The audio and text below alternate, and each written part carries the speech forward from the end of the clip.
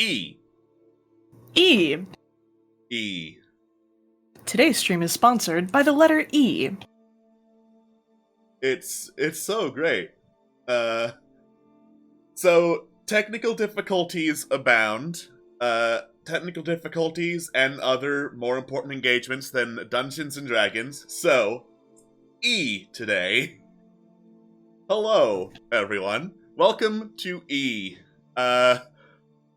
I thought, man, how last minute could we possibly have to go in order to do a Soteria art stream? But I guess that's what we're doing now, and the answer to how last minute is 13 minutes after stream starts. In that case, we're first to minute, baby. All right, we're ahead of schedule. We're out of schedule. Roll safe. Let's go. Hey. So, currently it is just me, Alex. Hello, and on tablet we have Atwas. Me, Atwas. Hello. That is Atwas. Hello. And once more, we are diving into the setting of Soteria, the Breath of the Wild inspired and yet slowly drifting further and further away campaign that I'm looking at doing sometime after Fallen Empires and after Internet Remix is a streaming thing. Who knows what platform it'll be on? Who knows? It's a mystery. Ooh. But yeah.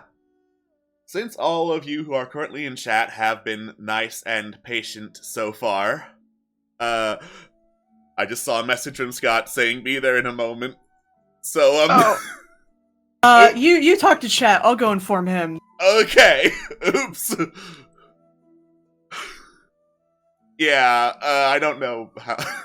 I don't know if Scott's going to join us, but last second, because of curse things happen. Anyway, because you and chat have been so patient as we have dealt with scrambling to get something else up, I will allow you the choice between 2.5 things we're doing. The 0.5 is because one of the areas is smaller character-wise than the other, so we might look into another branch of characters.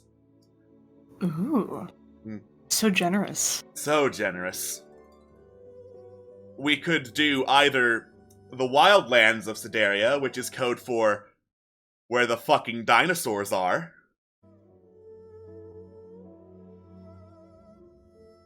Dinos, baby, dinos! Dinos! Okay.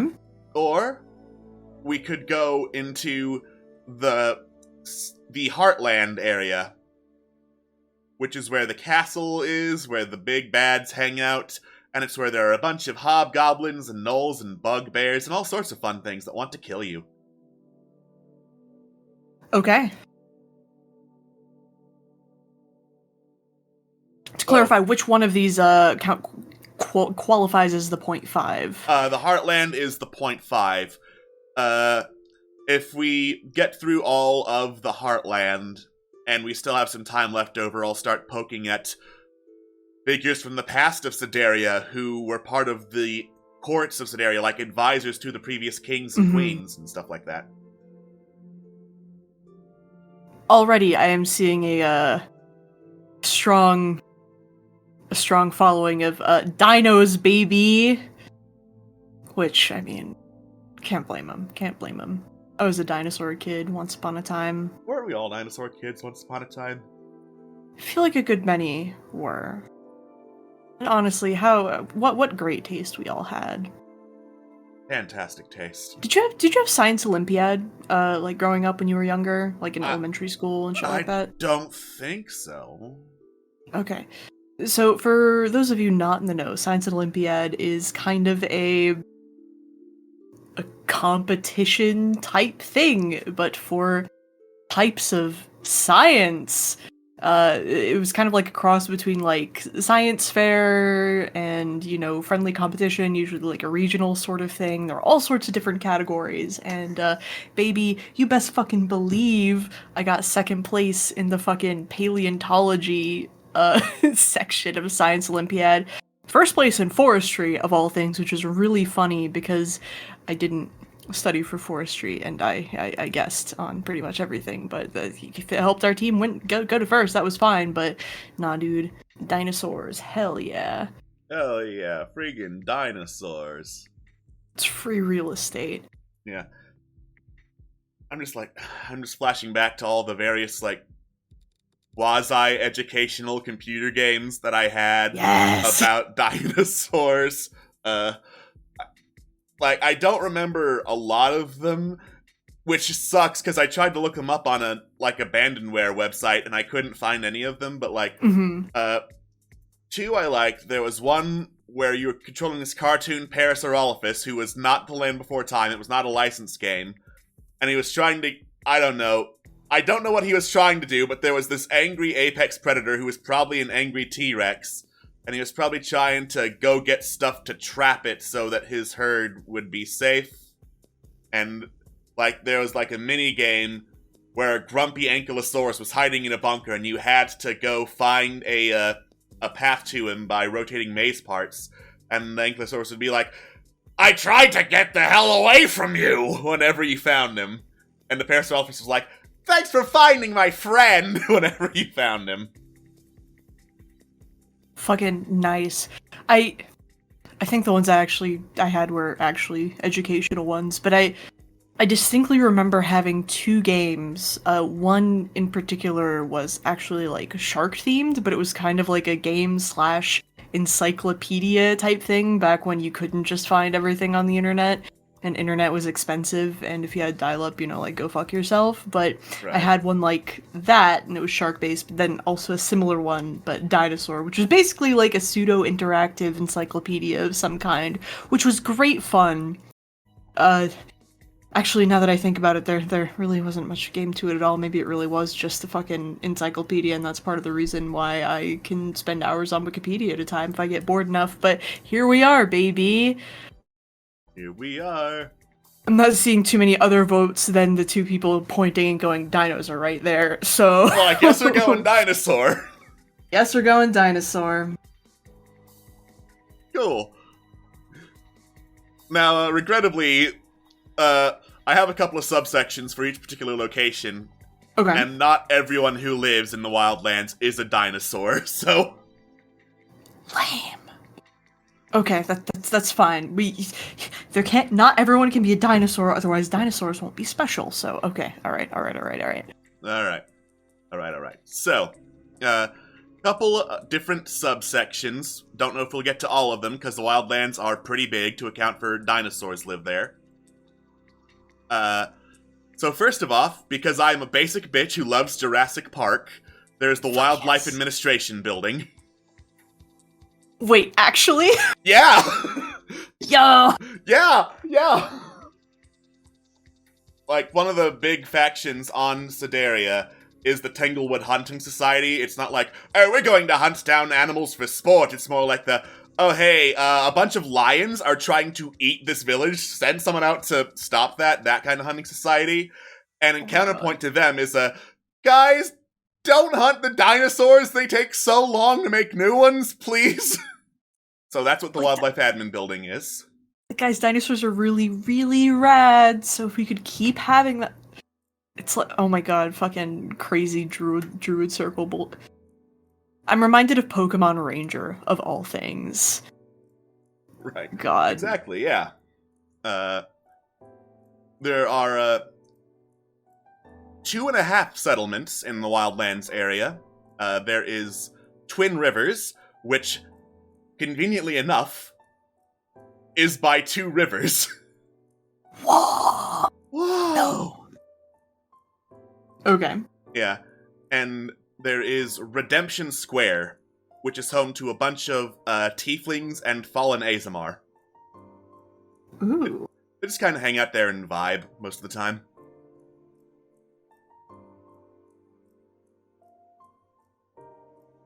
Alright. Yeah. Now, the 0.5 settlements is because one of them is more like an actual, like, mechanite factory than a settlement, and it is run by kobolds. Yes. Yes. Your #1 kobold enjoyer has logged on. Yeah. Average goblin fan, average kobold enjoyer. Listen, man, I just think they're neat. Mm-hmm. And then the other two, like, sub-area options I have written down for, hey, these have some characters in them. One is just the wilderness, people who are interesting but not in one particular area of the wildlands. Okay. And then the other is labeled, and I quote, "Fuck it, draw some dinosaurs."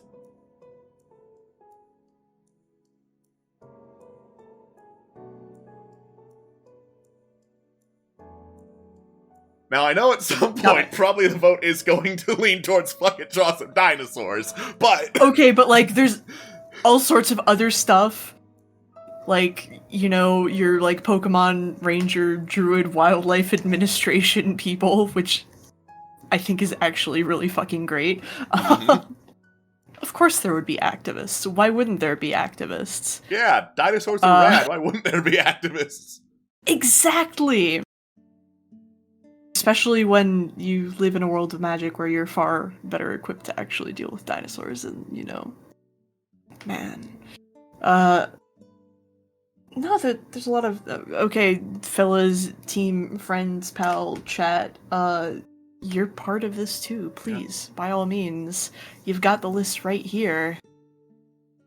Go forth. Yeah, go forth. Say what looks interesting to you. As I continue to reminisce about dinosaur-based games from the 90s that I played. Yeah, baby. Yeah, baby.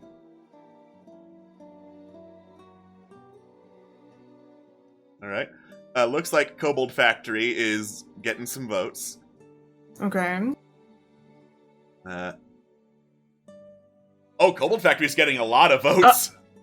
I can't believe I've converted people to being, you know, kobold enjoyers. Well, I mean, yeah, that is overwhelming, and, like, these streams are usually pretty chill, so I don't think we'll get much more votes than that, so... Yeah, we just out here vibing. We can draw some kobolds. I can, you know, move forth on my quest to have a kobold of every single class, plus then some. Heck yeah.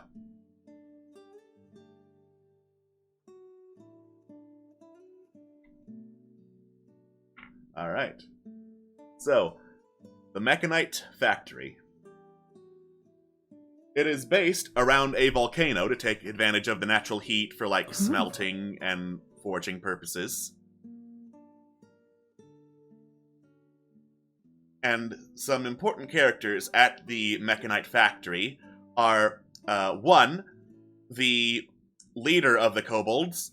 Their name is Tikke. Tikke. Okay. Okay.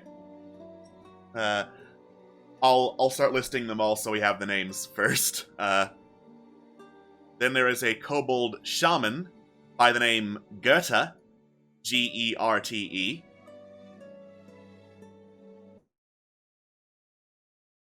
And then, breaking the kobold trend, they have hired a lizard folk named Riparuch, Riparuch. Okay. I like that one. That's a good fucking name. It's an awesome lizard folk name. Personality, slight backstory so as to avoid too many spoilers, just in case, you know, people play this, and design-wise. Tikke was one of the first kobolds to discover Mechanite and swiftly became obsessed with it, making all sorts of designs, and the ultimate goal of the factory is to open a portal to the plane of Mechanus. So... oh, honey. Oh God. Honey.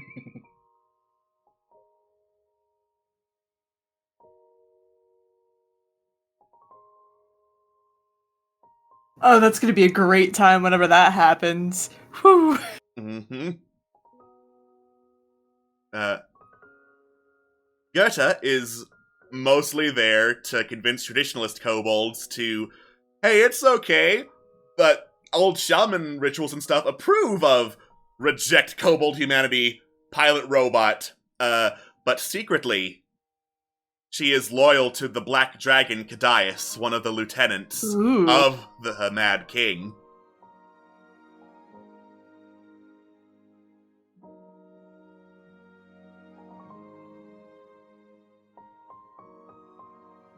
Interesting. Yeah. And then Ripperuk is who the kobolds hire when they need muscle, because the vast majority of them do not have muscle and don't want to waste going out in power loader suits to go get stuff. He is a poacher who is, like, obsessed with hunting dinosaurs whenever he has the excuse. Like, basically the Lizardfolk version of Pete Postlethwaite's character from Jurassic Park 2. Okay, alright. Yeah. Sorry, you mentioned something about something loaders? What loaders? So the kobolds have made their own version of, have you seen the movie Aliens? Yes. Yeah, it's what Ripley fights the alien queen in. They made their own versions of those to better handle a whole bunch of heavy equipment around the factory. Ooh, that's fucking sick. Time to look up some reference. Oh boy. Yeah. In the meantime, I'll regale the chat with some more stories of dinosaur games that I vaguely remember from the 90s. One I did remember the name of, but it did not help me on the Abandonware website. Icy Sue, the Tyrannosaurus Rex. This was around the time that people discovered basically the first complete T-Rex skeleton named Sue. All lowercase, I believe. And there was a hubbub about that because, fuck yeah, a full-ass T-Rex statue. And there was merchandise made of it. There were replicas made of it. I think there is a replica of it at Animal Kingdom in Disney World. So, what is the game Icy Sue? It is a board game where you pick a dinosaur token. Actually, no, you don't pick a dinosaur token at the start of whatever. Like you spin a slot machine and hope to assemble a dinosaur, and based on what dinosaur you have, you advance along the board. And some of them can do really cool stuff to get shortcuts, like the Plesiosaurus goes along water shortcuts, the Pteranodon flies over shortcuts, Ankylosaurus isn't slowed down by swamps and that sort of thing. And I think the idea was you had to play it 1,000,000 times to get all the individual pieces of Sue, so that the overenthusiastic narrator can be like, wow, that's Sue the T-Rex!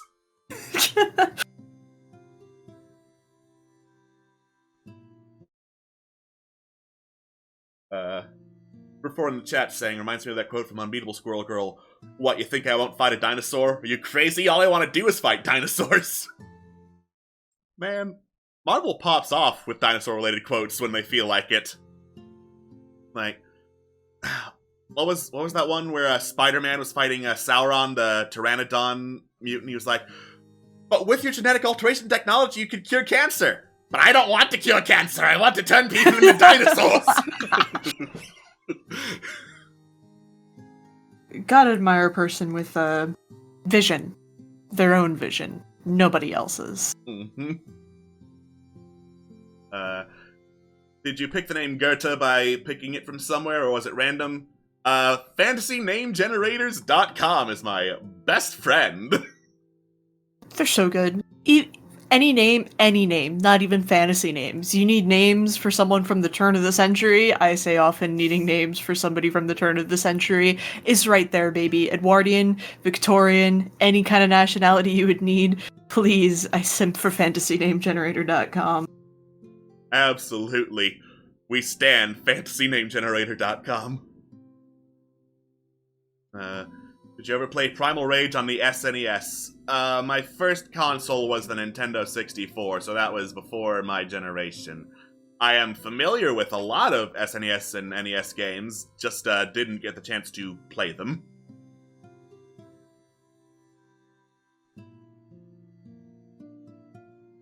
Yeah, similarly, the N64 was my first proper console.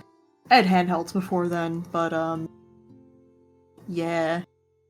I will say I got my N64, when the GameCube was old already, if that gives you a little insight as to my family's financial situation, which isn't a problem, but it's just, I kind of missed out on the entirety of the GameCube generation, so, yeah.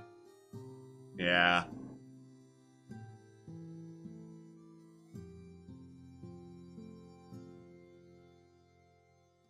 The other dinosaur games I had, because I've got a topic and I'm going to stick with it if it gives me something to talk about. Damn it.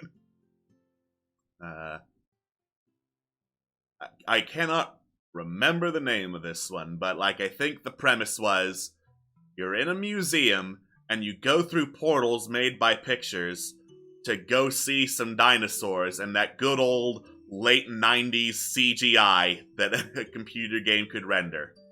Oh, hell yeah. Yeah. And more often than not, the dinosaurs would see the camera, which is you, and go attack you and eat you. And that scared the hell out of me, so I played it for maybe 10 minutes.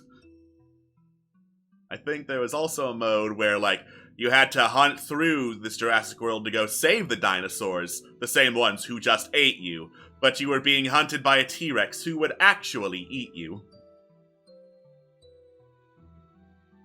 That was fun. It was not what I was thinking when I just saw, oh wow, a fun dinosaur educational game.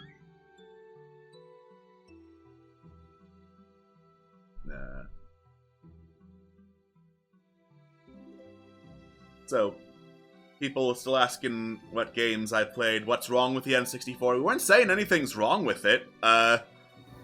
We were saying that's what we had, Phoenix. Yeah.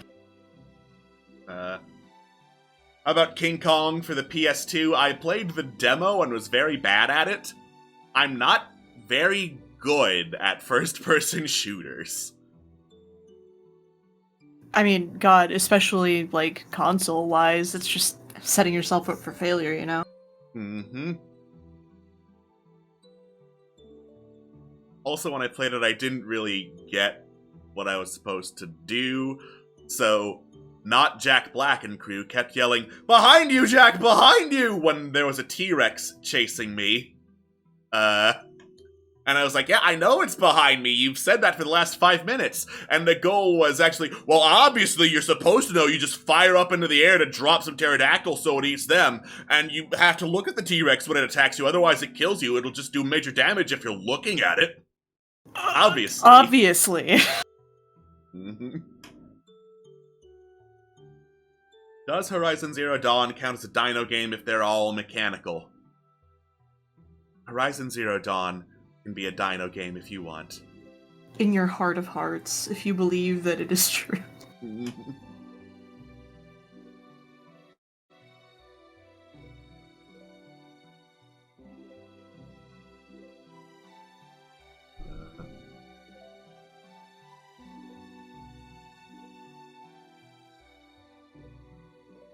Another one I remember. The Magic School Bus explores dinosaur times. There were a couple of different Magic School Bus games. The dinosaur one's the one I remember, because I think that was either the only one I had or the only good one.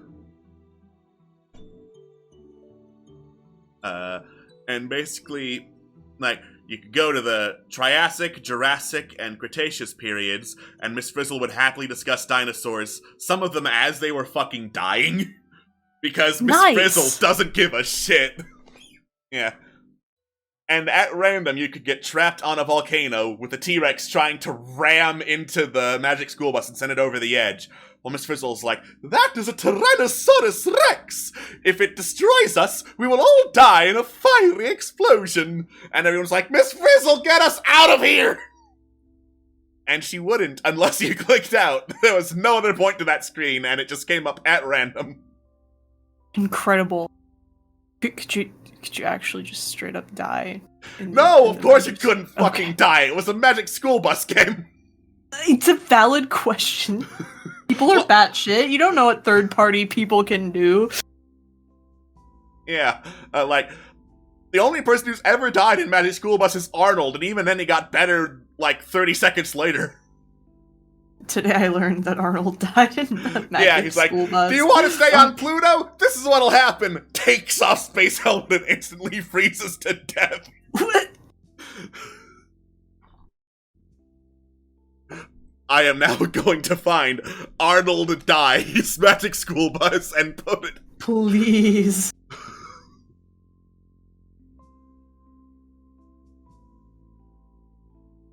Yeah, there we go. Arnold dies is in call. Oh, incredible. Just gonna Just gonna play the audio from that real quick. Give you proof. Here's proof of what'll happen to you if you stay here with your Yo, don't do it! Don't do it! audio. Yo! Yo, holy shit, he's dead! Yo, he dead for sure! Miss Briggs, you are a bad teacher! How are you gonna afford to go on all these school trips after the lawsuit? Oh my god, you really found the one with the best audio, huh? Yeah! Honestly, I think the shit audio quality makes it. The commentary, mwah, incredible. It's not the same without it. There are versions without it, but do we really need them? No. Do we really need The answer them? is no. This is art. You don't.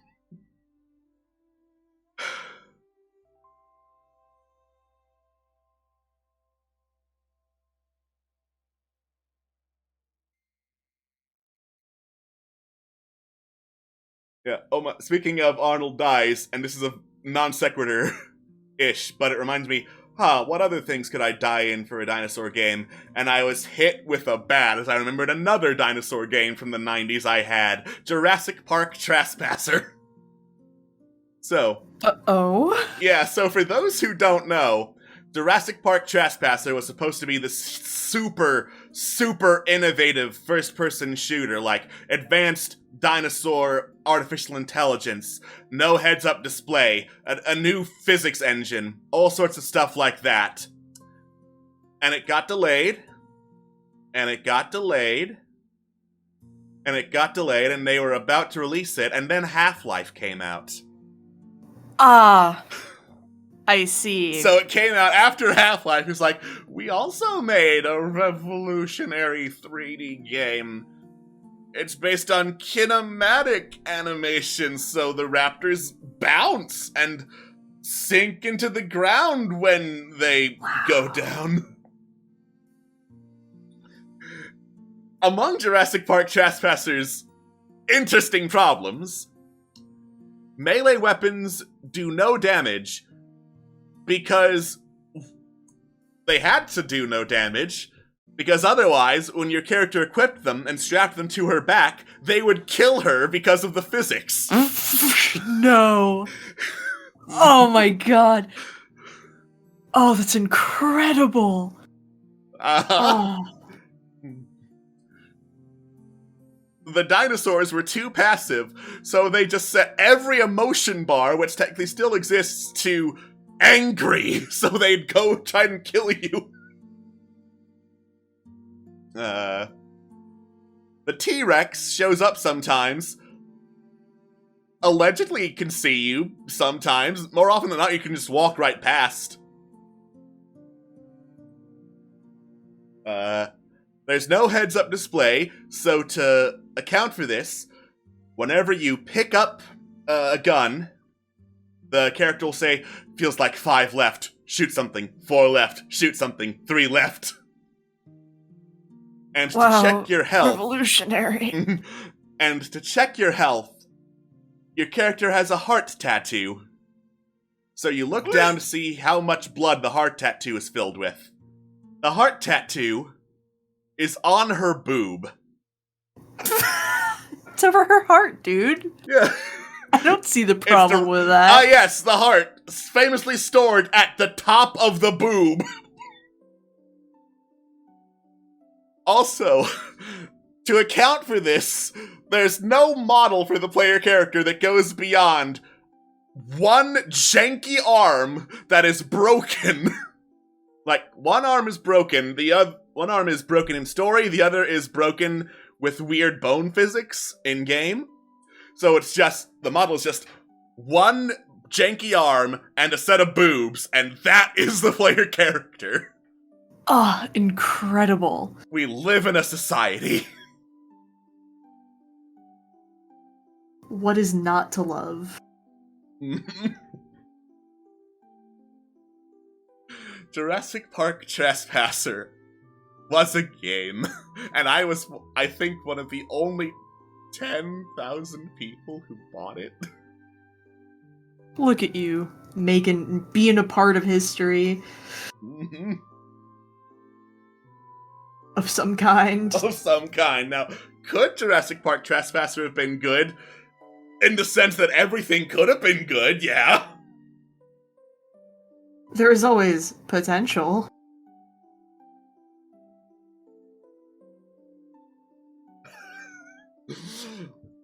Yes, Onyx, you may not like it, but this is what peak performance looks like.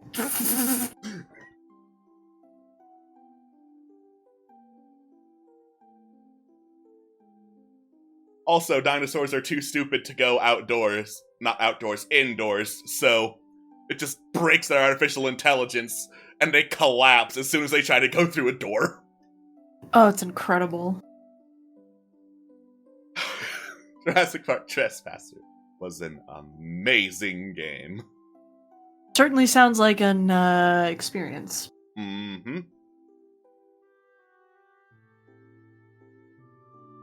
The other, I was going to say the other, but no, I remember I had a couple other Jurassic Park games.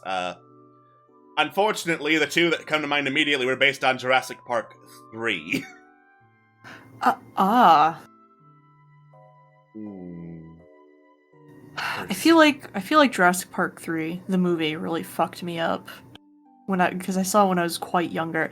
If I'm recalling my Jurassic Park order correctly, isn't that the one where like the kids get like fucking implied to be eaten by some fucking compsognathuses in the beginning or some shit like that? Jurassic Park 2. Okay, never mind. In that case, why do I remember 3 so? Oh, that's right. Jurassic Park 3 was the first movie I ever owned on DVD. Nice. Oh, back in the day. Anyway. Day. Yeah, mine was Emperor's New Groove, the first one I owned on DVD. Superior, honestly. But mine did have a shiny cover, so there's that. Excellent. But yes, remembering, yeah, Jurassic Park 3, the two games I remember off the top of my head for Jurassic Park 3, there was one called, I don't remember what it was called, but a simple Google search will figure it out. But basically, you are on a board game trying to harvest some dinosaur DNA. Why? Just do it, scrub. And you did so through a series of mini-games. There were only 5 mini-games, and if you lost, you got eaten, which meant, oh no, you're stunned and have to skip your next turn, because you failed to Simon Says with the Spinosaurus.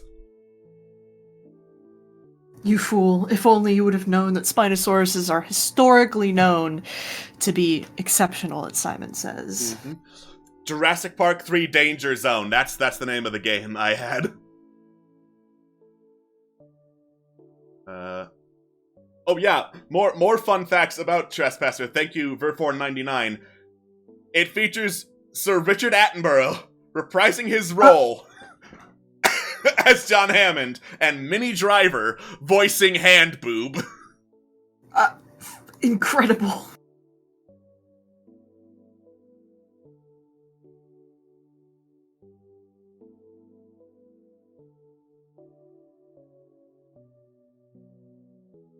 Okay, so I looked it up to see what the name was for Jurassic Park Danger Zone. Jurassic Park 3 Danger Zone features a variety of diverse minigames. Many minigames are side-scrolling games that feature the same armored character used in a different game I didn't own. Other minigames, such as Raging Raptors, involves the player controlling a raptor and fighting another raptor, or hunting in a field to obtain DNA of dinosaurs using a helicopter. Dinosaurs include T-Rex, Spinosaurus, Brachiosaurus, Compsognathus, Pteranodon, Velociraptor, and Stegosaurus. When the player has filled the DNA meter with the DNA of the chosen dinosaur, the creature is then cloned and the player wins the game. Great! The dinosaurs are already cloned! But the elusive double-triple clone combo. You can't argue with the ethics of it if I clone a clone! God, you're so right.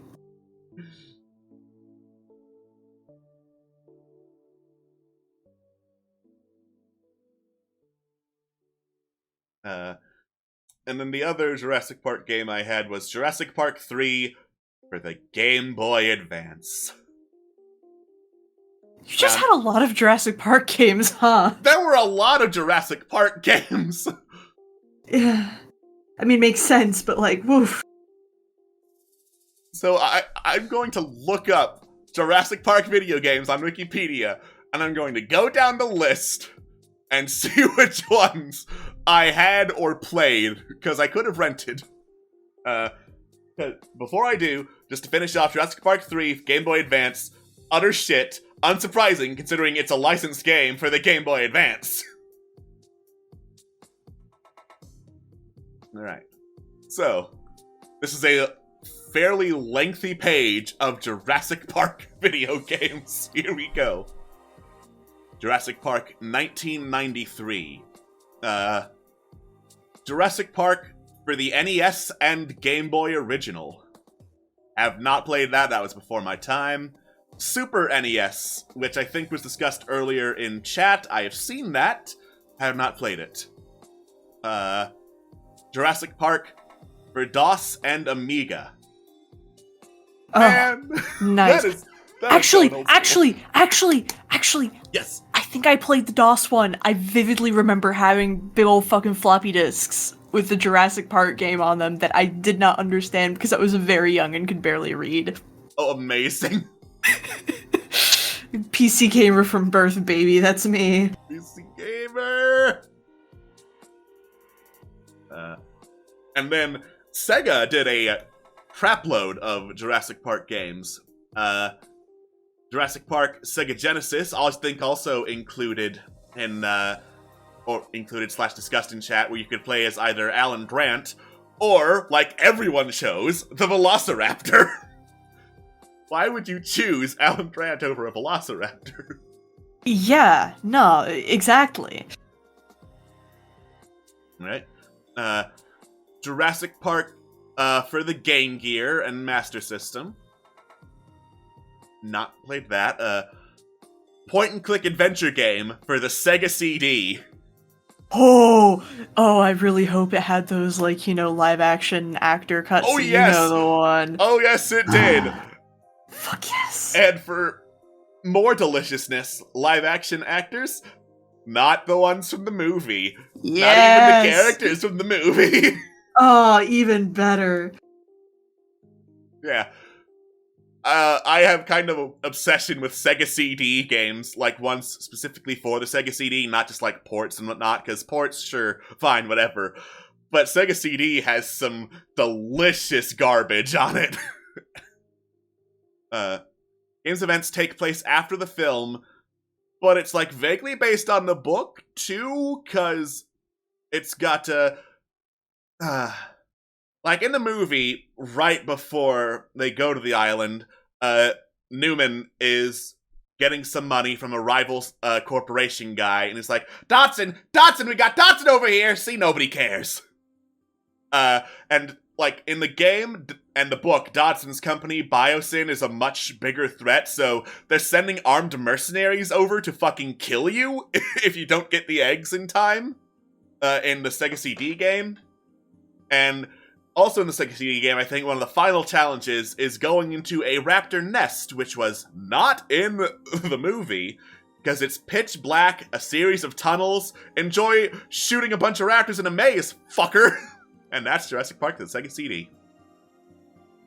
Fucking nice. don't worry about what I'm doing. It's fine. One day I'll figure out how Aggie works. Yeah, it's fine. And then the last thing on the list of Jurassic Park 1993, Sega released a rail shooter arcade game called Jurassic Park. Shit, yeah, I played that. It was in Chuck E. Cheese. That was the best game in Chuck E. Cheese. Yeah, like, I vividly remember that one, like, you rode up a Brachiosaurus to fucking vault over a river, and then shot a boulder into pieces, and then fell down a ravine into a laboratory, but while you were falling, raptors were still attacking you in free fall. It was the stupidest shit, and I loved it. Alright. Sequels and other games. We're nowhere near done with this page, by the way. I know. I'm just fucking around with my opacity and stuff, so you can actually kind of see what I was trying to do. Yeah, for sure. Oh, and remember the action figures from the first movie, how they looked nothing like the characters? Yeah, I vividly remember Dennis Nedry, action hero, with a gun on his left arm that was fed through a backpack. It was a fucking cyborg. A sequel to the Sega Genesis version, Jurassic Park Rampage Edition. Wow. So, and then Jurassic Park Interactive for the 3DO. I did not play that one, because, like most people, I did not have a 3DO, nor did I want one. Also in 1994, Jurassic Park Paint and Activity Center. Then, Jurassic Park 2, The Chaos Continues, notably released before Jurassic Park 2 the movie. Which was an original story featuring two Contra commandos, like from the game Contra, that ran through the Nublar, shooting the hell out of dinosaurs with tranquilizer bullets. Naturally, gotta keep it safe for the kids. Oh, everyone's asking, what the hell is a 3DO? Well, the 3DO Interactive Multiplayer is a home video game console created by the 3DO company. It was one of the first CD-ROM-based computer consoles of all time, released in North America in 93, like a couple months after I was born. But it was ludicrously expensive. Games weren't great. Their best-selling game, for reference, was Gex. So, that should tell you all you need to know about the quality of the 3DO.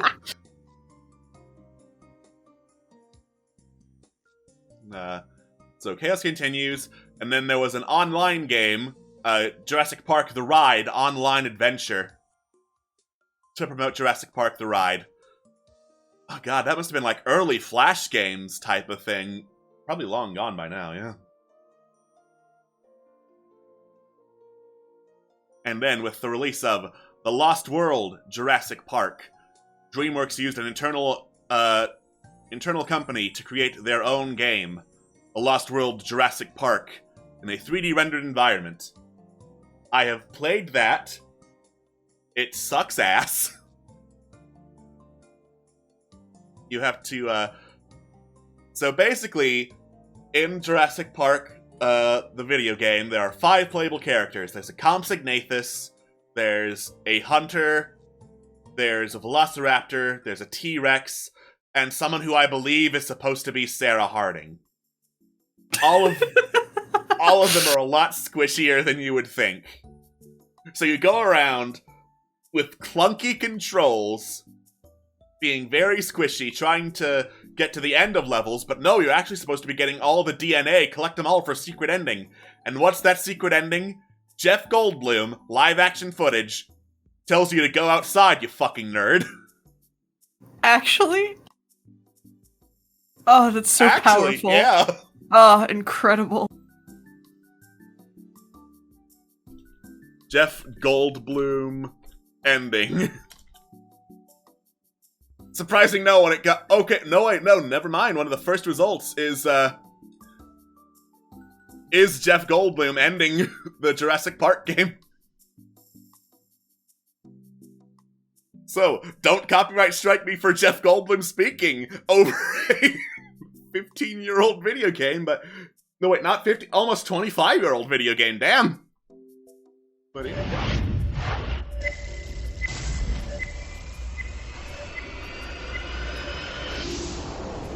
How's this on? Can you hear me? It's on. Hello. If you can hear me, congratulations. Way to go. Way to go. You made it through. You made it through. You spent all that time, and now you're done. You did it. That's quite an achievement. My gosh, you looked a 20-foot carnivore right in the eye, and you've lived to tell about it. Well, you are something. Thank you. Thank you for sticking with it, for not giving up. That is really something. Now, you know what you should do? Turn the thing off, for heaven's sakes, and go outside. You know, breathe the air, take a walk, call a member of the opposite sex. You know what I'm talking about. You know, you have a whole life out there. Get the stink blown off you. Just go. Go, really. Turn on. You. I mean, really. What was that? Hello. Okay, I go.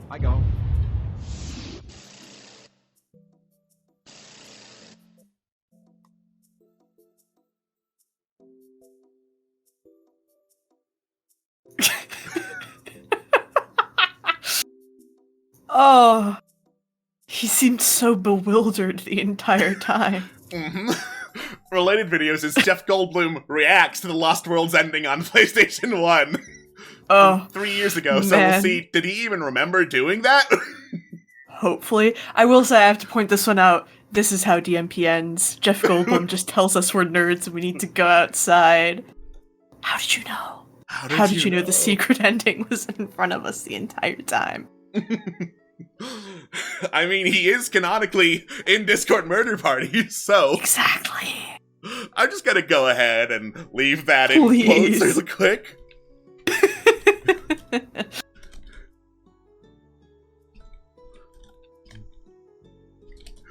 As for, well, is it okay if we call a member of the same sex? You have to understand, this was the late 90s. It wasn't quite cool to acknowledge gay people yet.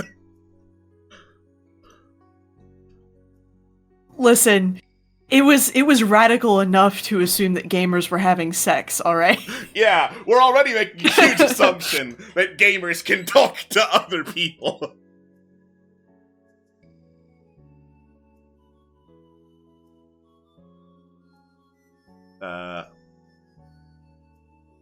Then there were a whole bunch of other Lost World video games, going back to Wikipedia.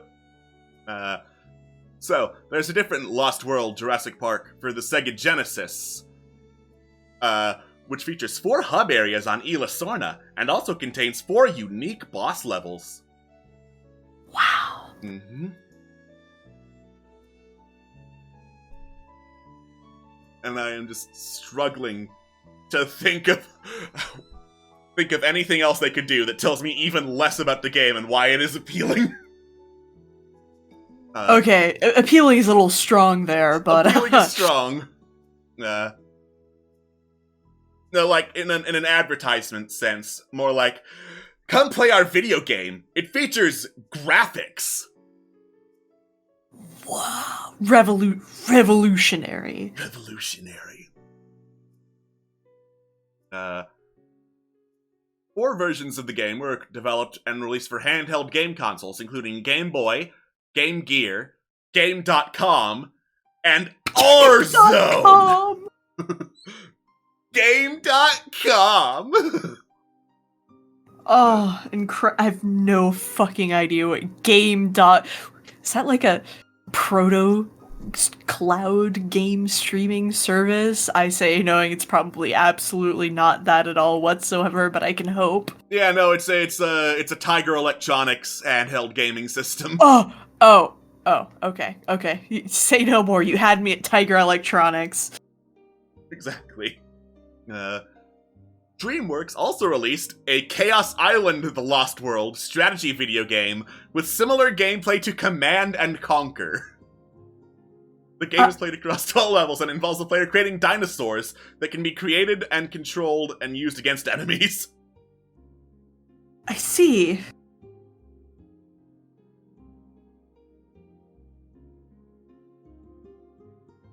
6 actors from the film provided their voice to the game. Okay, but like, which 6? And was one of them playing intern number 2, asking for a friend? Alright. The game features 6 characters in the film, each voiced by the same characters who played them in the film. Dr. Ian Malcolm, Jeff Goldblum. Dr. Sarah Harding, Julianne Moore. Oh. Nick Van Owen, Vince Vaughn. Eddie Carr, Richard Schiff. Kelly Curtis, Vanessa Lee Chester. And John Hammond, Richard Attenborough. Wow, okay. Fuck. Yeah, they got most of the big ones. Yeah, they got all the heroes in it.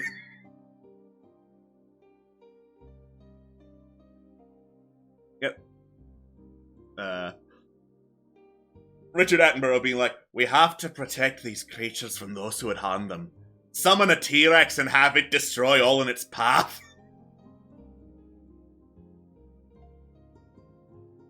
And then, arcade game called The Lost World Jurassic Park, also released by Sega. Now, I talked about the arcade game at Chuck E. Cheese, but this one was my shit. Yeah, this arcade game was a fucking jam. I played this one. I played a game called The Ocean Hunter that was always right next to it. Multiple times to completion.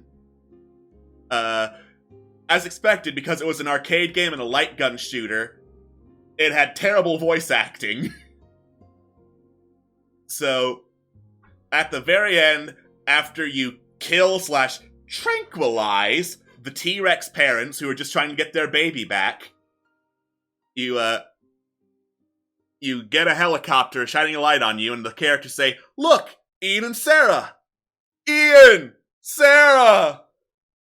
And that's the end of The Lost World Jurassic Park for the arcade game. Beautiful. Touching ending. Brings me to tears every single time I think about it. Yeah.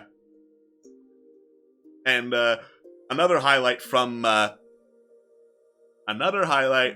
World arcade game, there was a Mamenchisaurus, specifically a Mamenchisaurus, based on the fossil record. Not Brachiosaurus, not anything that was actually at Jurassic Park, specifically that turns around and takes a shit on your car, and you have to shoot its butthole to prevent it from taking a shit on you.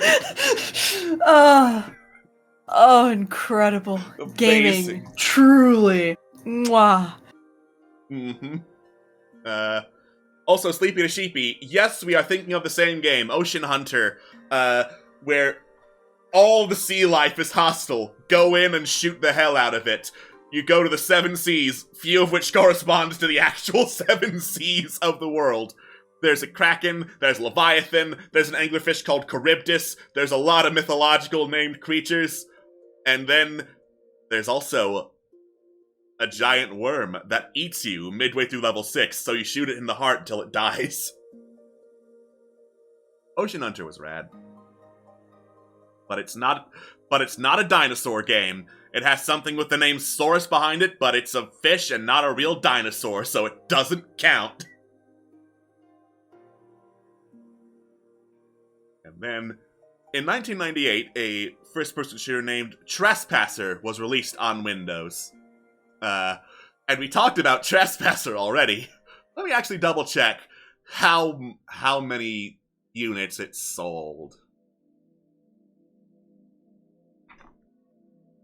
Wikipedia was not very helpful, so I'm going to stick with 10,000, and I was one of them.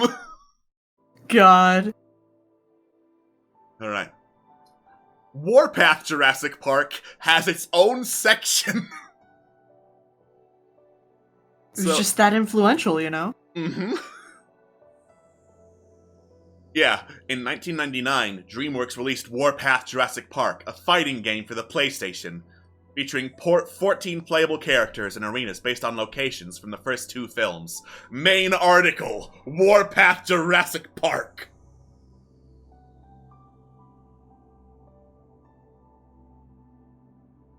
But yeah, Warpath Jurassic Park, I played a little bit of. Janky controls, but it's Mortal Kombat 4, the 3D one, with dinosaurs.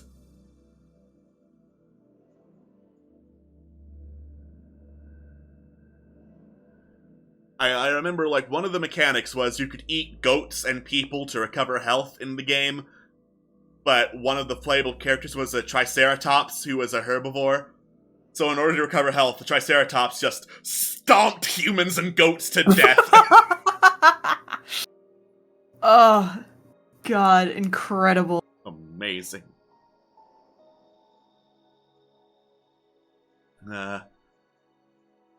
Jurassic Park 3 video games. We are nowhere close to the end of this page. There are a lot. So, Knowledge Adventure developed and published 2 video games aimed at a younger target audience. A side-scrolling platformer called Jurassic Park 3 Dino Defender, and Jurassic Park 3 Danger Zone, in which the player moves around on a virtual board game map. Talked about that one already, had that one. Later that year, Knowledge Adventure produced Scan Command Jurassic Park, which utilized a portable barcode scanner accessory known as the Scan Command. Oh my god, like, I remember seeing commercials for that, like, go around at the grocery store and scan the barcodes to unlock some dinosaurs! Wow. Everyone thought that was gonna be so huge. And then, like, it just kinda died less than a year later. Man, that's a time capsule of a game that it just unlocked. Light gun arcade game, Jurassic Park 3, was published by Konami. So not Sega. I played a little bit of this arcade game, too. I remember, there was a dodge button, which was a mercy that most light gun games would never give you. So unfortunately, you only used it in boss fights, which made the boss fights very easy. And one of the boss fights was against an Ankylosaurus for some reason. Like, just happened to be near it, and it was like, I'm gonna headbutt you, which isn't even the Ankylosaurus' best weapon. Like, what the fuck, Konami? And I should have taken that as an early warning sign that Konami was a huge piece of shit.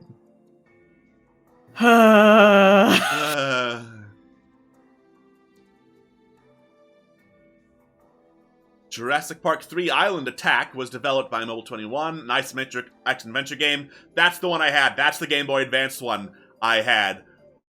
Where you have to run at a tilted diagonal perspective from dinosaurs. And as you can imagine, on a D-pad, running diagonally did not work so well.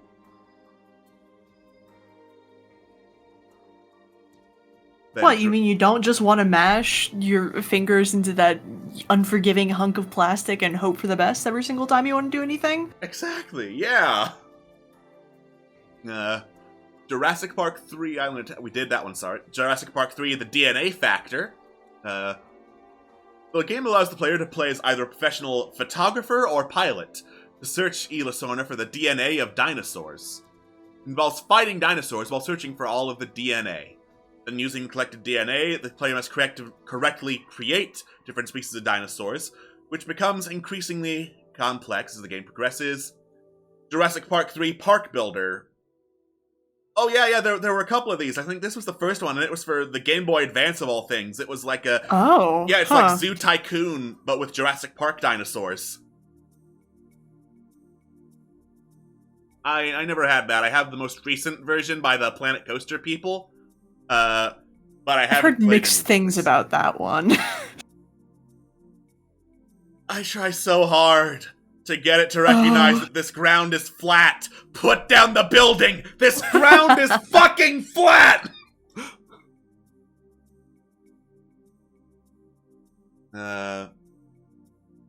Oh, here we go, going down the timeline. We got a great one. And by great, I mean craptastic. Universal Studios Theme Parks Adventure.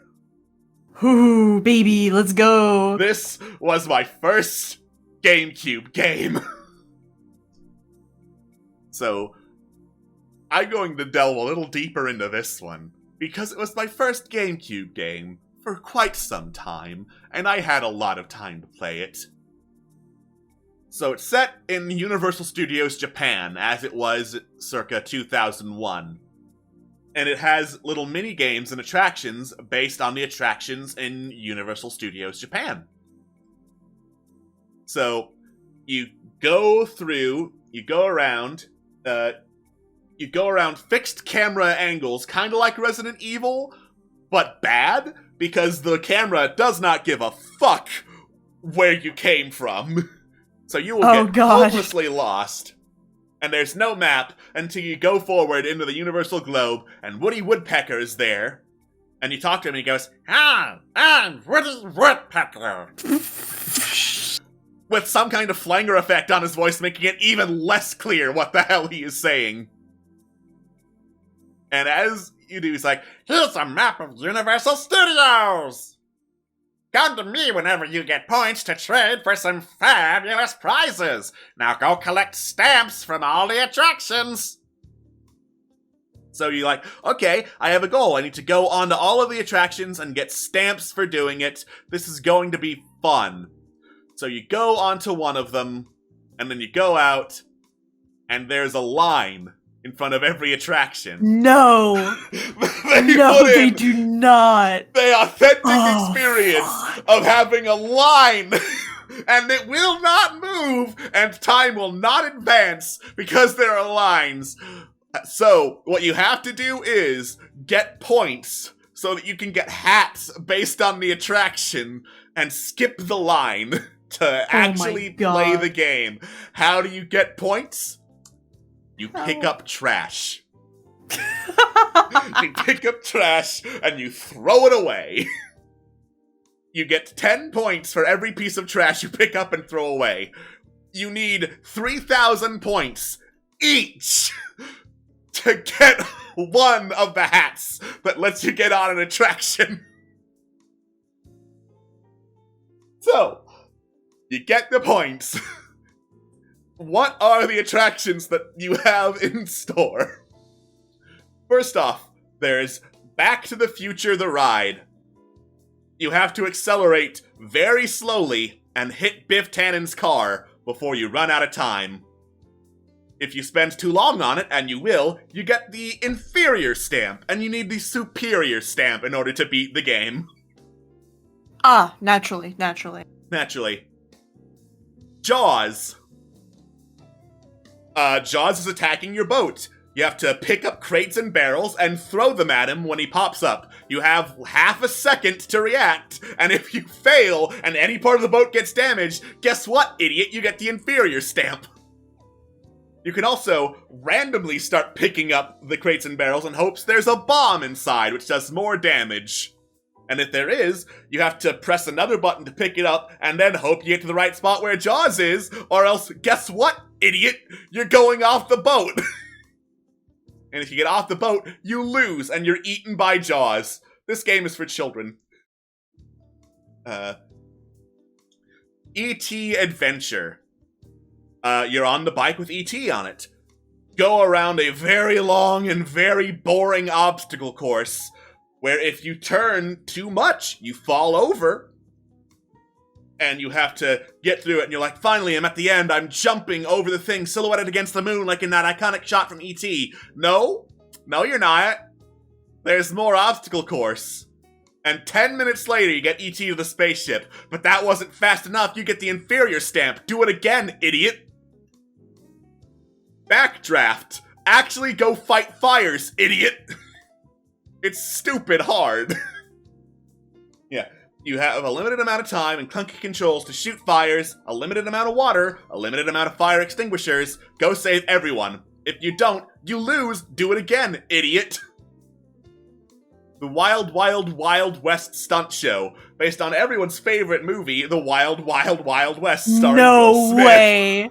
No fucking way, dude. Actually, Mm-hmm. Oh man, I remember, I think I was either reading or listening to some video, and the person who produced Wild Wild West was also supposed to be the person who produced, like, one of the more recent iterations of Superman, except they could not get him to let go of his stupid fucking giant mech spider idea. Yeah! This man was so adamant about having Superman fight this giant spider mech.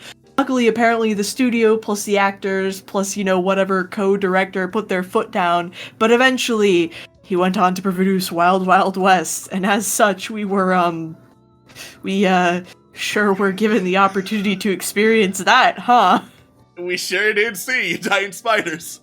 Yeah, in the game, Wild Wild Wild West Stunt Show, yeah, it's basically have good reaction time and input this button combination. You have 2 seconds. Fail? Well, guess what, idiot? You're dead. Do all 5 rounds again. Don't get it all within 1 second each, you get the inferior stamp, idiot. Waterworld, also based on everyone's favorite movie. Now, the Waterworld... Okay, but like... Yeah. I actually enjoyed Waterworld, and also I would have killed to see the fucking Waterworld stunt show, okay? Leave me alone. Okay, but That yeah, sounds like... sick as fuck. Yeah, the Waterworld stunt show is rad as hell. I saw the version in Universal Hollywood. It's really neat. The version in the game recreates the climax where a seaplane crashes into the water. And that's it.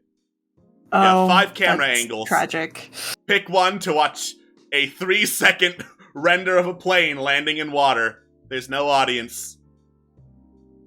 There's no other action. It's just Love that. it. Movie trivia with Winnie Woodpecker. You know, everyone's favorite character, Winnie Woodpecker.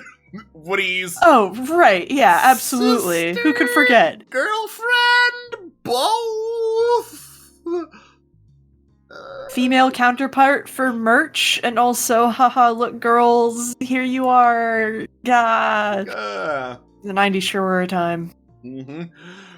So, what movies do you think would be in a trivia questions about in a game that is aimed for kids? Just give me a couple of examples of games you'd think, of movies that you'd think, this would be an appropriate thing to ask a younger audience, like maybe 8 to 12.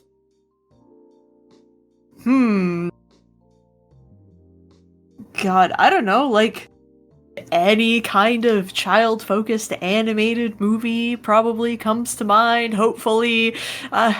Judging by the fact that you asked that question makes me think that Yeah. literally, but somebody said Mortal Kombat.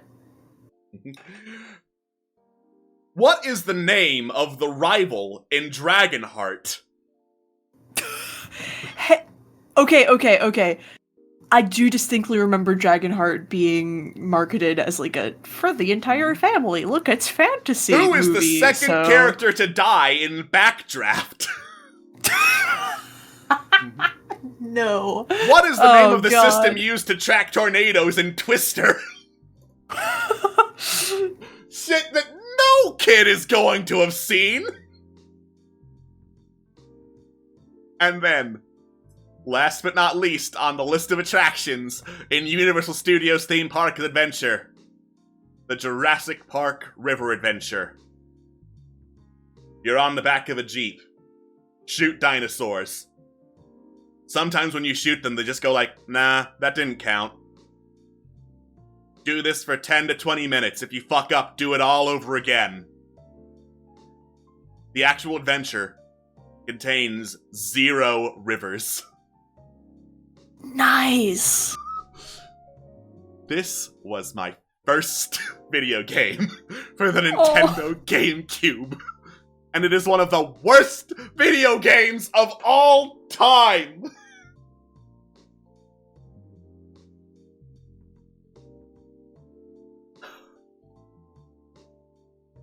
So, that might have been a pretty formative video game, all things considered.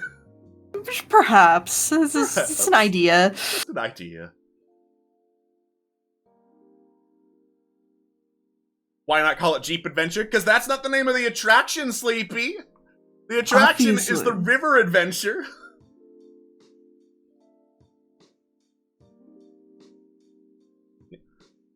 The attraction is where you get on a boat, you go through a river, you get bumped into the carnivore area, which is right next to the safer guest area because Jurassic Park has very poor architectural planning. You go into the Velociraptor factory, a T-Rex goes, hi, and then you fall and get really wet. That's the River Adventure. Didn't Twister have the main character from the Jurassic Park? Twister had Bill Paxton, I think. Yeah, no, Twister had the one guy who has died to an alien, a predator, and a Terminator. Impressive resume. Mm-hmm.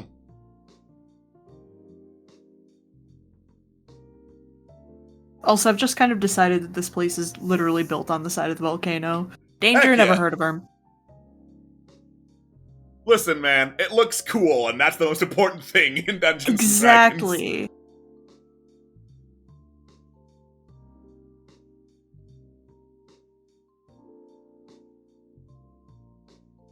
So that was Universal Studios Theme Park Adventure. We are nowhere close to the end of this Wikipedia page Jurassic Park video games.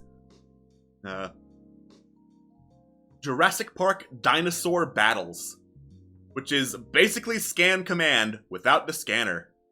The game involves a group of young explorers stranded on Isla Sorna, where the evil Dr. Quartz has carried out experiments to control dinosaurs and pit them against each other for fights. Scandalous. Scandalous.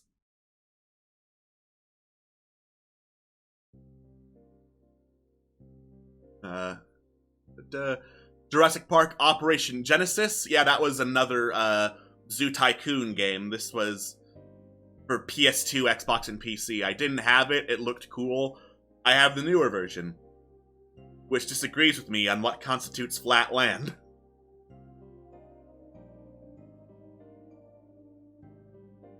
Jurassic Park Institute Tour, which was for the Game Boy Advance and sold exclusively through the Jurassic Park Institute Tour, a large educational traveling exhibit in Japan. Man, that would be rad as shit! It's a friggin' traveling exhibit. It has dinosaurs, and at the gift shop they're like, hey, you want a dinosaur version of WarioWare? Have at it!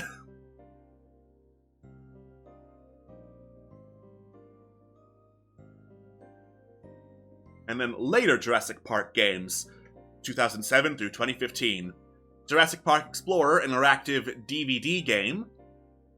Ah, yes, the era of DVD games. Oh yeah, I had a Shrek one growing up. Fuck yeah, dude. Amazing. I had a Lilo and Stitch one. Nice. Yeah. In August 2010, Gameloft released Jurassic Park, a mobile game based on the first film. Then there was the Telltale Jurassic Park game, which walked so that Walking Dead could run.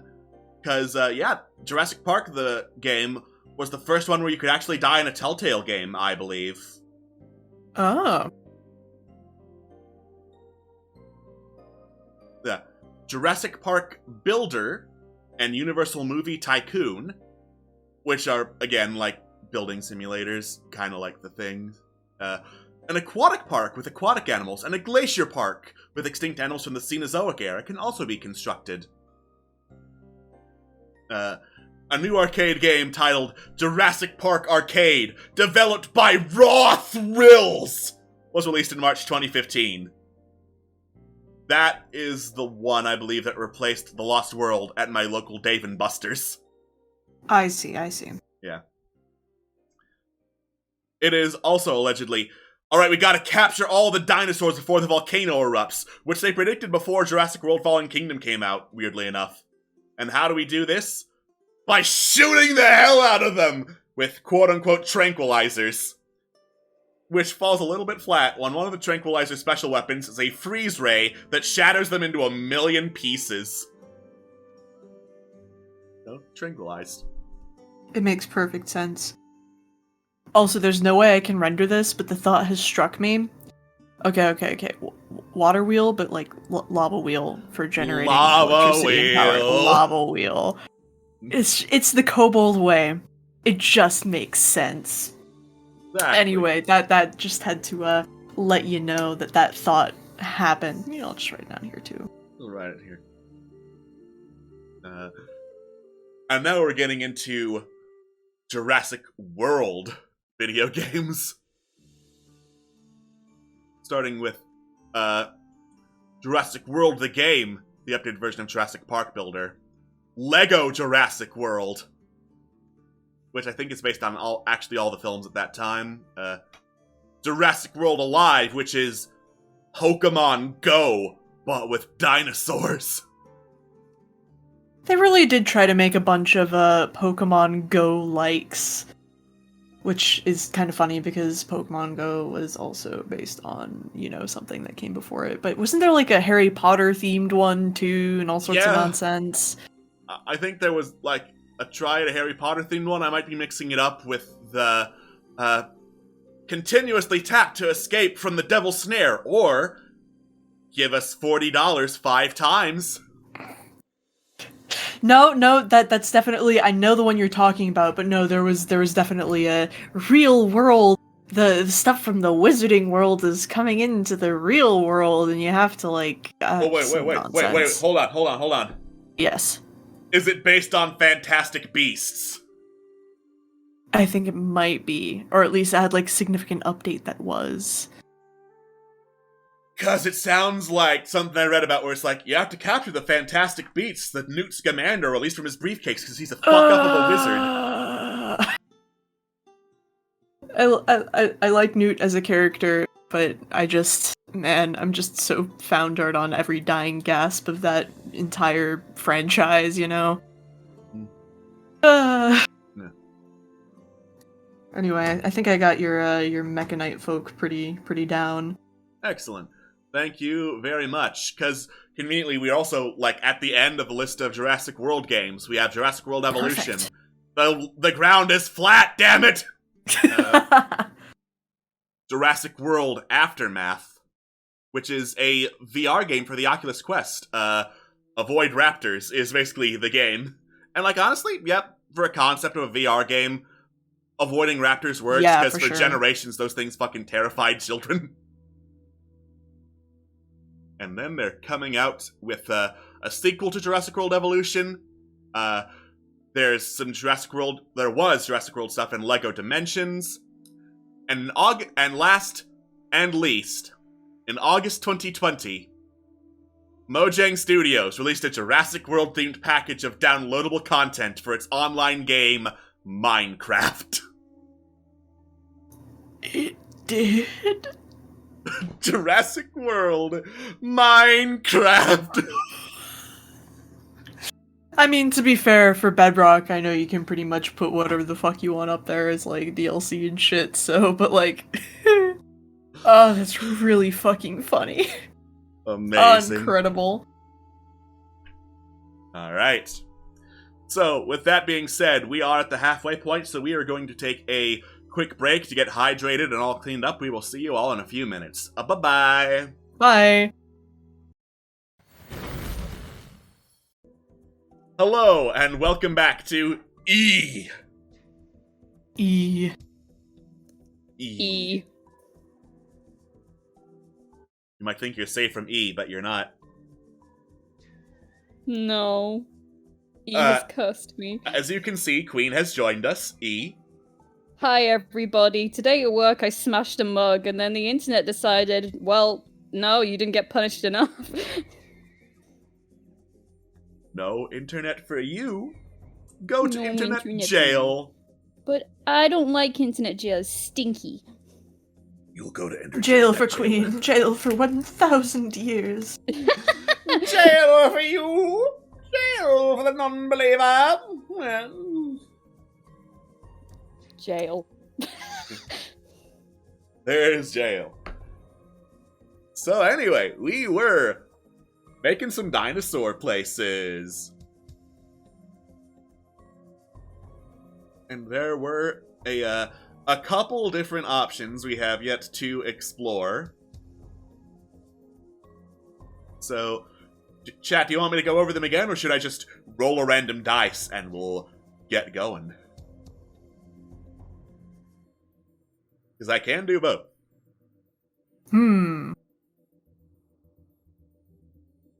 Remember those RAR means I love you t-shirts? I really try not to, but thanks, I guess. Dice. I agree. Right. Dice are good. Dice are cool and sexy. Dice are cool and sexy. So I'm seeing dice in the chat, so I'm gonna roll some Dice, dice, dice, dice, dice, dice, dice, dice, dice. We're going to the Wildlife Administration building! Yeah. Nice. Nice, nice, nice, nice, nice, nice, nice, nice. All right, let's go. As I Can't Draw Dinos, oops, flies off gently onto the horizon.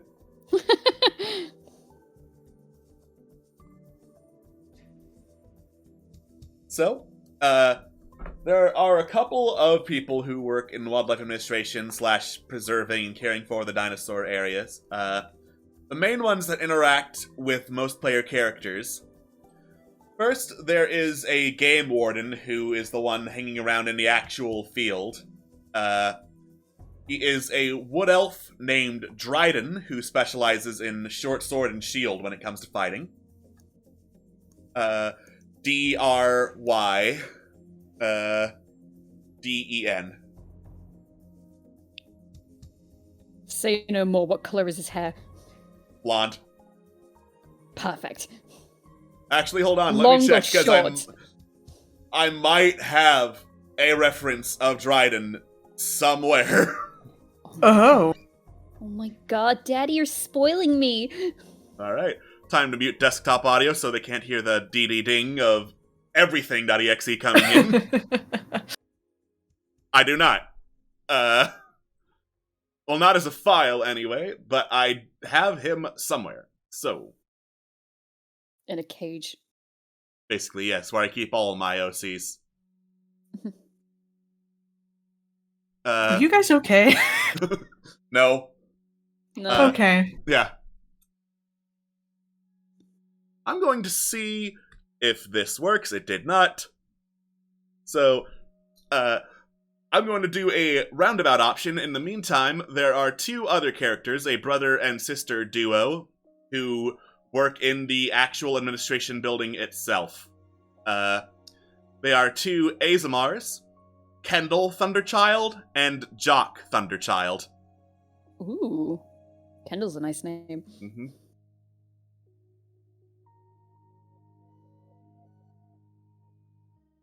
Yeah, Kendall and Jock Thunderchild. As I go, pull up some quick descriptions of them, because I do have the area they're in written down and vaguely detailed. Hell yeah. Hell yeah. Kendall Thunderchild is a scholar, and a pretty young one, who is very smart, but also incredibly outspoken and incredibly opinionated, who normally works research, and was assigned administration after one too many arguments with the management. Nice. Mm-hmm. And then Jock Thunderchild specializes in, like, the driving of vehicles, specifically, like, boats and whatnot, who works in touring and entertainment to, you know, drive up tourism and get that tourism money.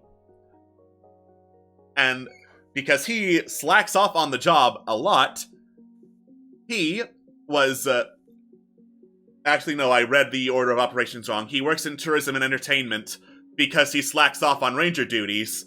Unfortunately, it's not much of a punishment because he slacks off on tourism duties as well. Nice. And now, I'm gonna mute desktop audio again for my, impressive, amazing ability to print screen and get the picture of Dryden up. And there he be. So, copy. There you go, Queen. There is Dryden. Thank you. There he is. Just for you. Mhm. Oh my goodness. Look at him. Aww. I'm gonna stab you and shit. Yeah. So yeah, Dryden is an elven game warden who spends most of his time up in watchtowers looking at tourists doing bad behavior and being like, you get eaten by T-Rexes yet? No? Shame. Anyway. Probably shouldn't. Bored. You'd give them indigestion. Yeah. Right.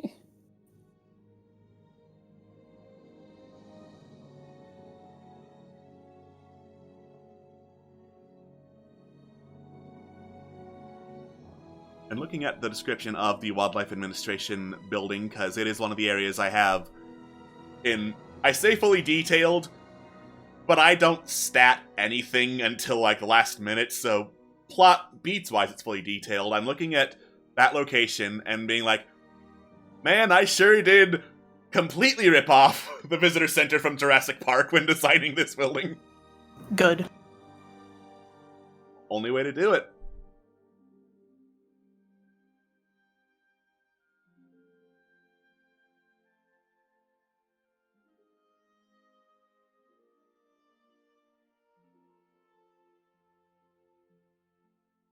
I will do this chest up instead because he looks like some weird mum. He's a weird mother. Oh, you shouldn't be going down into the T-Rex zone. They have signs like the ones in the zoos that say, please do not get eaten by the dinosaurs, they are on a special diet. They do now.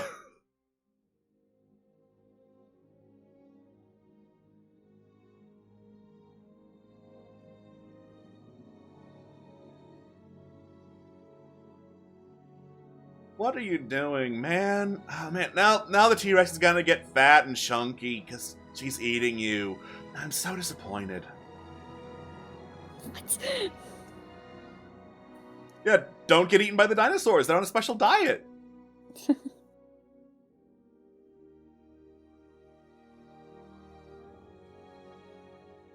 So, in work today, because I was off sick last week, and I work at a charity shop as a volunteer, and my job is to organize the books.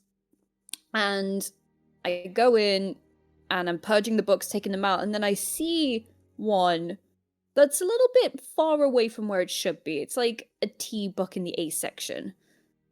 And I'm seeing this as a trend, and I'm like, hang on, what is going on here? So my manager comes down, and I tell her, I don't know who's been organizing this, but this is all over the place. And she just goes, well, yeah, because you weren't here, we did bring in another volunteer, and I think they put it in alphabetical order as title rather than, by name.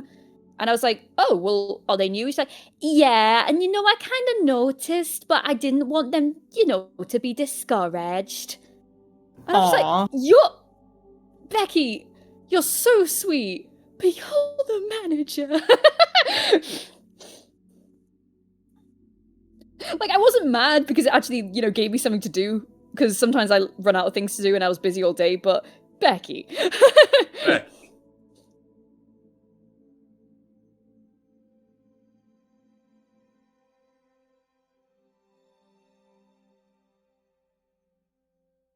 So, sorry to bring in the news to this particular stream, but I am looking up, what happened to get Facebook globally down? It's not a DNS error. Someone deleted large sections of Facebook's code, like the master code of Facebook. Someone fucking deleted huge sections of Facebook. Let's go, baby! That's top tier. Has anyone taken responsibility yet? Not yet. I'm so hype. I'm seeing a tweet from like 3 hours ago. Facebook employees repeatedly can't enter buildings to evaluate the internet outage because their door access badges weren't working. Someone deleted Facebook! Yes! And nothing of value was lost. Incredible.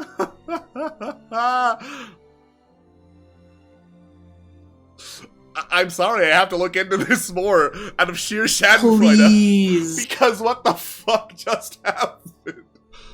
They were dum-dums. I think it's like they tried to update something and they fucked up the code or something. I hope it was malicious. Instagram went down, Facebook went down, Snapchat went down, WhatsApp went down, Gmail went down. Yeah? Wait, Gmail did? Yeah. Interesting. Yeah. Because everything else is, under the Facebook conglomerate, but Gmail's not. Huh. Mm-hmm.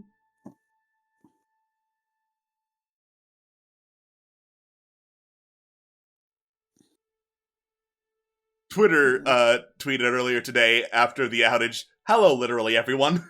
The official Twitter account tweeted, "Hello, literally everyone."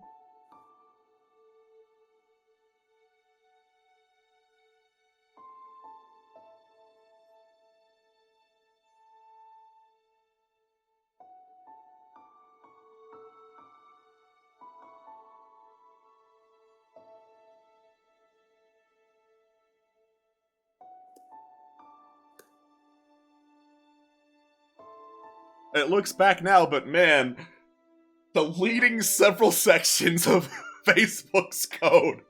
How the fuck? That's amazing.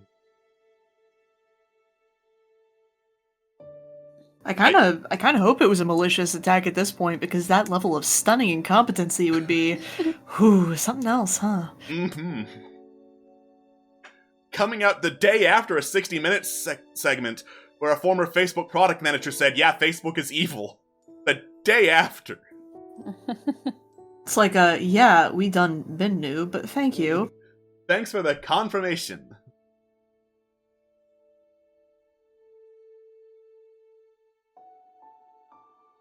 Well, time to fire up my Angel Fire page. Only OGs remember when Alex had Facebook. Yeah.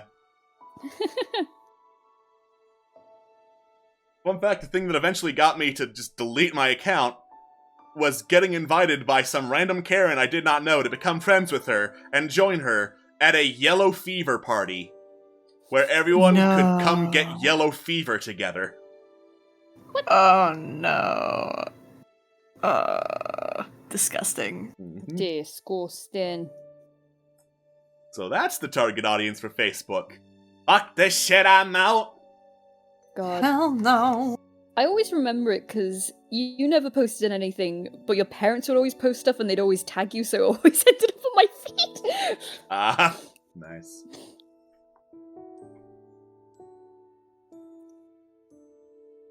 I always love when your dad was like, "This is my son's company, Man on the Internet."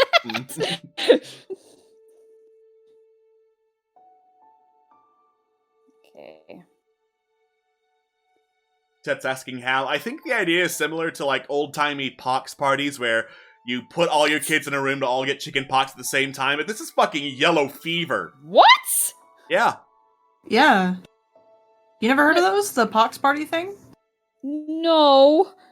Oh, yeah, it was a whole thing. It continues to be a whole thing. Ill-advised, I'm sure, but... From the same people who brought us, frickin'... Words fail me. Frickin' gender reveal parties.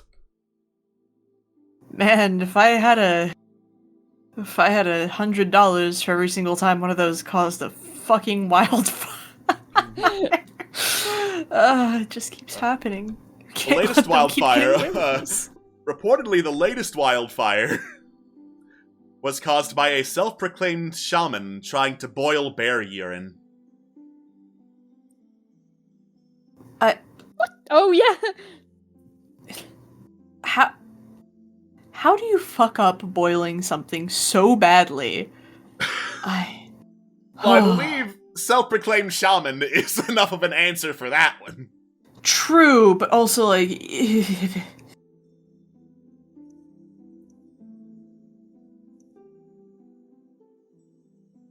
Oh, I like this little guy. Just, on a hike from California to Canada, boiling some bear urine on my spiritual quest. As one does.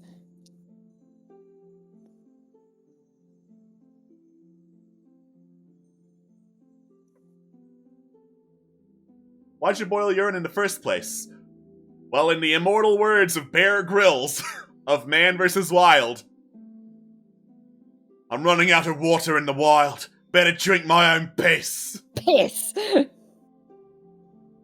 Next, I'll retire to the 5-star hotel just off camera.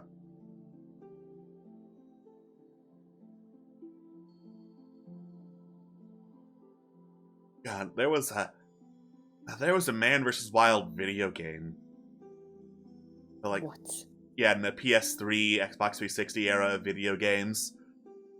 I'm Bear Grylls, and I'm going to survive in some of the wildest places on Earth.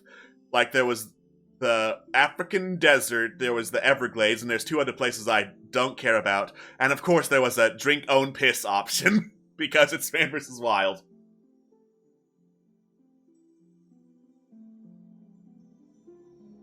Now, I didn't have Man vs. Wild, the video game, but what I did have, since I'm just reminiscing about video games today, I guess.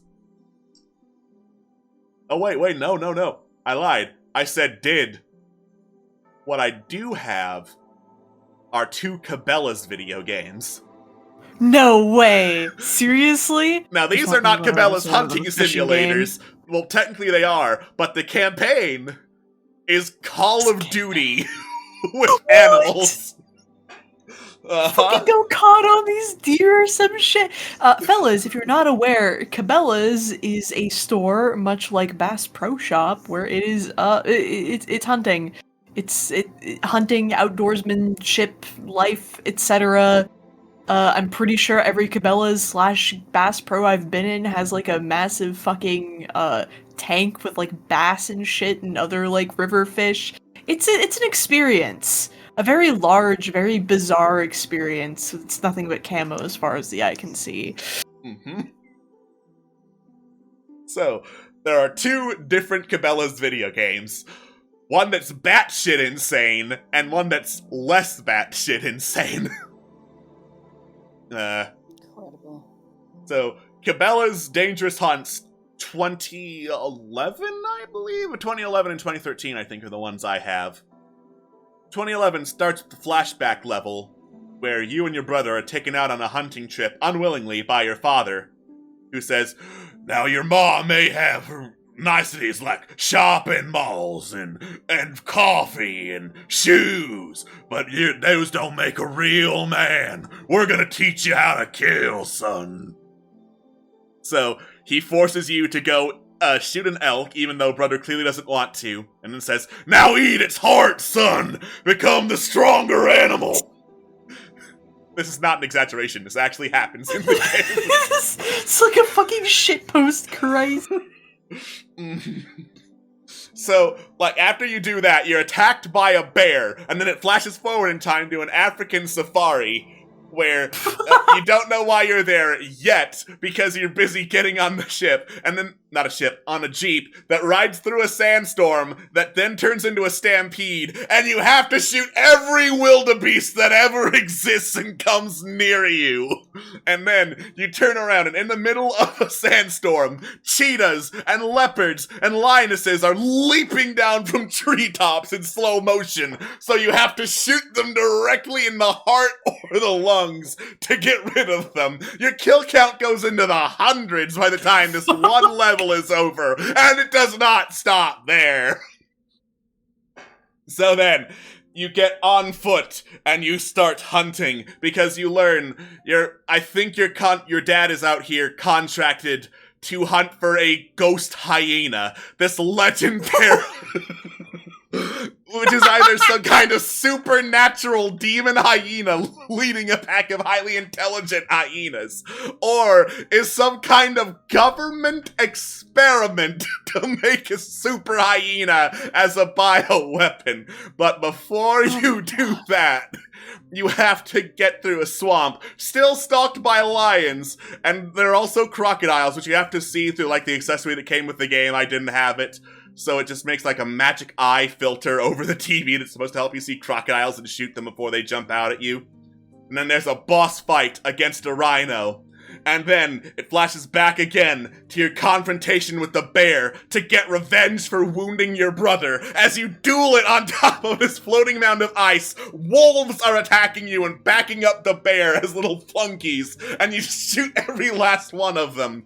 And then you flash forward again, and you get to like this old government shack, which is supposed to be very spooky where your dad was last seen, it is under attack by baboons and mandrills. So the mandrills are just bursting through the walls like it's Resident Evil 4 and trying to get at you, and you have to shoot all the mandrills to escape. But oh no, here come the hyenas, and one of them got your dad, who's like, I just told you how to kill so I could make you be strong, and dies. And then you fight the hyena in the middle of a basement cave that's also a little bit on fire to avenge your dad, and finally be the ultimate hunter! I hate America. Yeah. Powerful. We'll call that powerful. So powerful. I think somewhere in the middle of it, you're also in a dark forest in Canada, shooting every wolf and or dog that comes within a 1 mile radius of you in your attempt to hunt another elk. But also, the bear is back, and that's when he, like, whacks your brother and really hurts him or something like that. And then, Cabela's Dangerous Hunts 2013 also starts with you in Alaska hunting a moose. And then the bear attacks and you flash forward to Africa where there's another safari chase where you're on rails gunning down every leopard in the area. And you once again go to this like tall grass area where there are leopards hiding in it, and also crocodiles, because Cabela's does not have any new ideas, or so you think. Because then, you drop down to a lower plane, and the instruction comes on screen. Defeat the hippo! Terrifying. So there's a boss fight against a hippo, and then you flash forward again to where you're stalking a moose that is also hunting you, who is the hunted, and who is the hunter? It's you, you're the hunter, you've got a fucking gun. And the plot of this one is, it's not super smart hyenas, it's super smart lions. But the main difference is, Cabela's Dangerous Hunts 2013 has a mechanic where you can hear animals coming behind you and then instantly spin around with the push of a button as they leap at you in slow motion to shoot them in the heart. It is way easier to do this than to actually try shooting them from the front. So, throughout most of the game, I was just staring at walls and then turning around, shooting a baboon or a lion or whatever as it approached, facing the wall back and repeating the process. So this hunter is just spinning around back and forth, wildly shooting at the air. They said no-scoping was unrealistic. But no, the 360 no-scope is how you excel. I defeated the hippo and became the Alpha Hunter! So that's the Cabela's video games. None of them were as batshit as those two. Jesus Christ. That was a beautiful story. It's a beautiful story. I love when people just describe, like, the plot of anything. God, but the same. plot is so stupid. Like, I just finished reading this book called Mr. Rinio Clacton's Offer today, and I could write a novel just on the fucking plot summary! Fuck me, that book!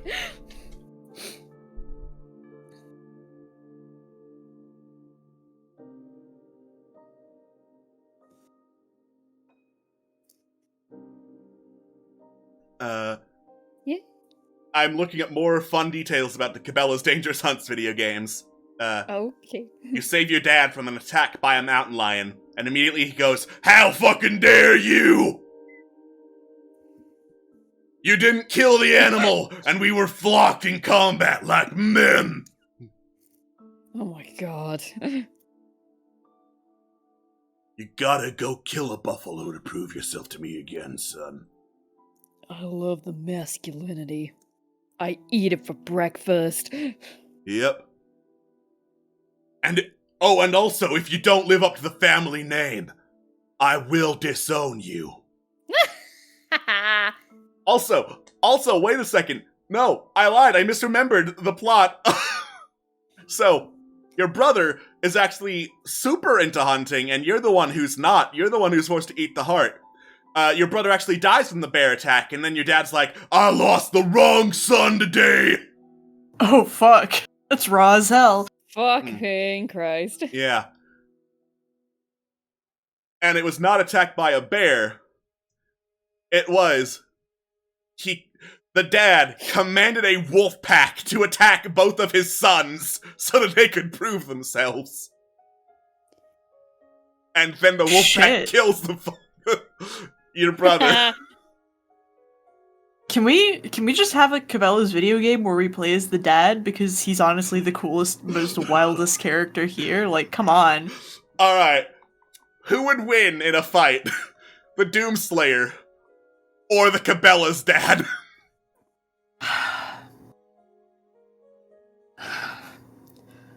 I'm still gonna have to go with the Doomslayer, but only just barely. Just barely. Just barely. The reason the Doomslayer wins is because the Cabela's dad killed Doomslayer's rabbit. Yeah, exactly.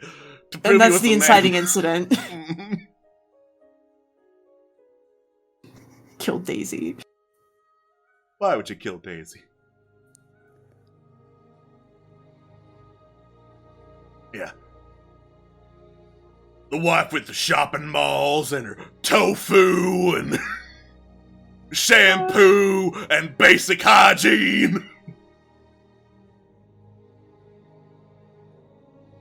Doomslayer Cabela's dad died to a hyena, which isn't even an apex predator.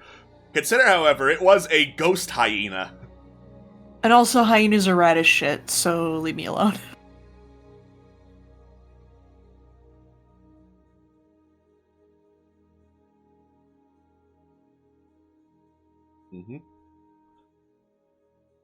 Someone points out, apparently a single half-mile trek in Alaska is home to several dozen wolves and an equal number of mountain lions.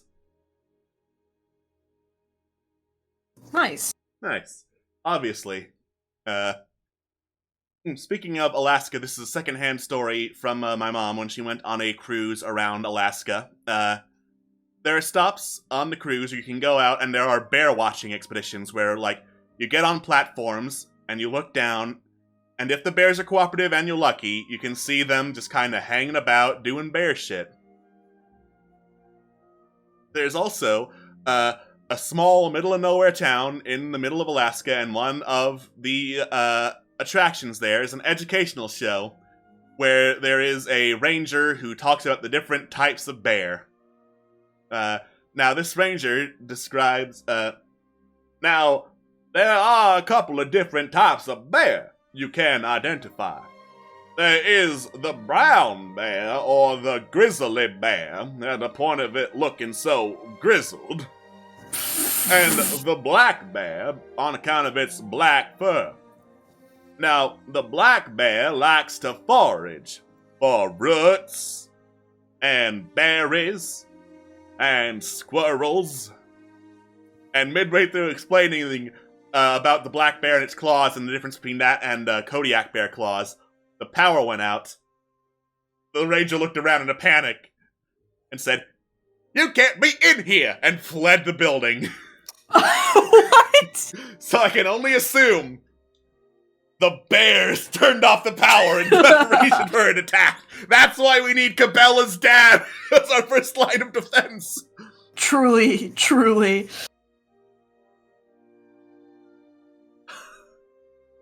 Beautiful.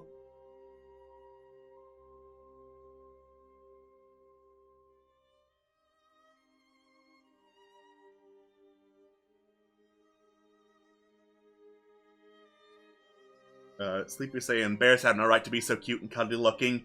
You're right. You're absolutely right. Bears are murder machines who also, for no good reason, look so fucking cute. I would hug a bear. I would die, but I would hug a bear.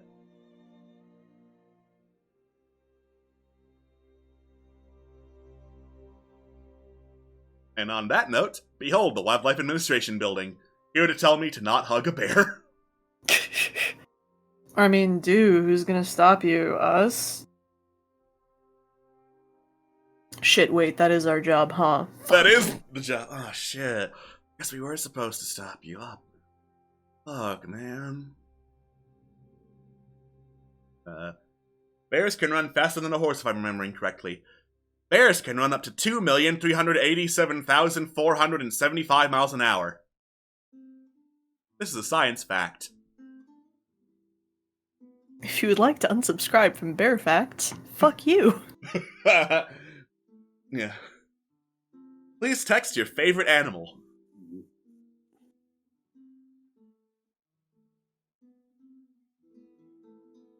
Please text Okay, your but what if favorite they don't animal. respond? Well, then obviously they're not unsubscribed from Bear Facts, and you can keep sending Bear Facts. God, fuck yeah! Alright, we're good. Alright, we good? I got this saved. Excellent.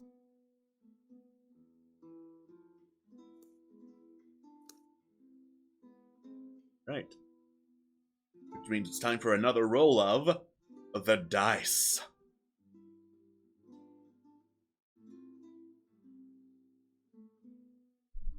I don't know why my brain autofilled the fucking chance time from Mario Party, but it sure did. Chance time!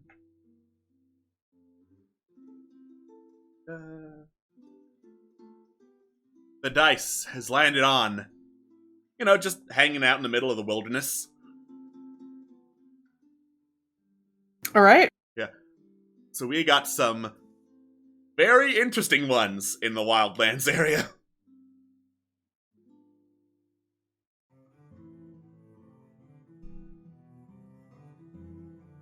Alright. Right. So, we got a screaming little ball, it looks like. It's a bear! A ball bear. A ball bear! Ah! So, sorry, were you drawing something? And I interrupted No. with this. Oh, okay. No. Continue, please. All right. So, somewhere in the wildlands of Sedaria, there is a portal to another plane. The plane of the Beastlands.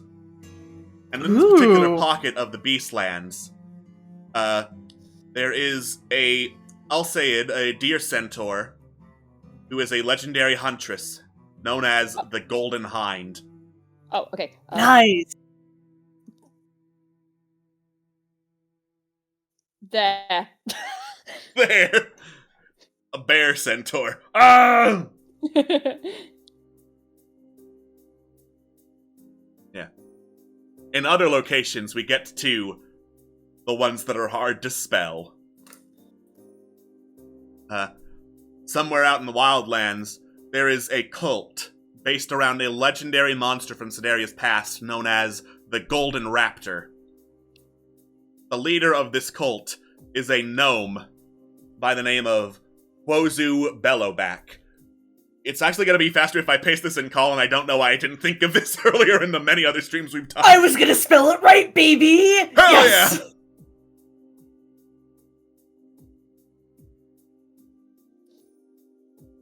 And then, also somewhere in the lakes of the Wildlands, is a city that sunk into the water. It is currently populated by Cicalia, which is octopus folk, warlocks. And the leader of them is a warlock known as Torzog Dol.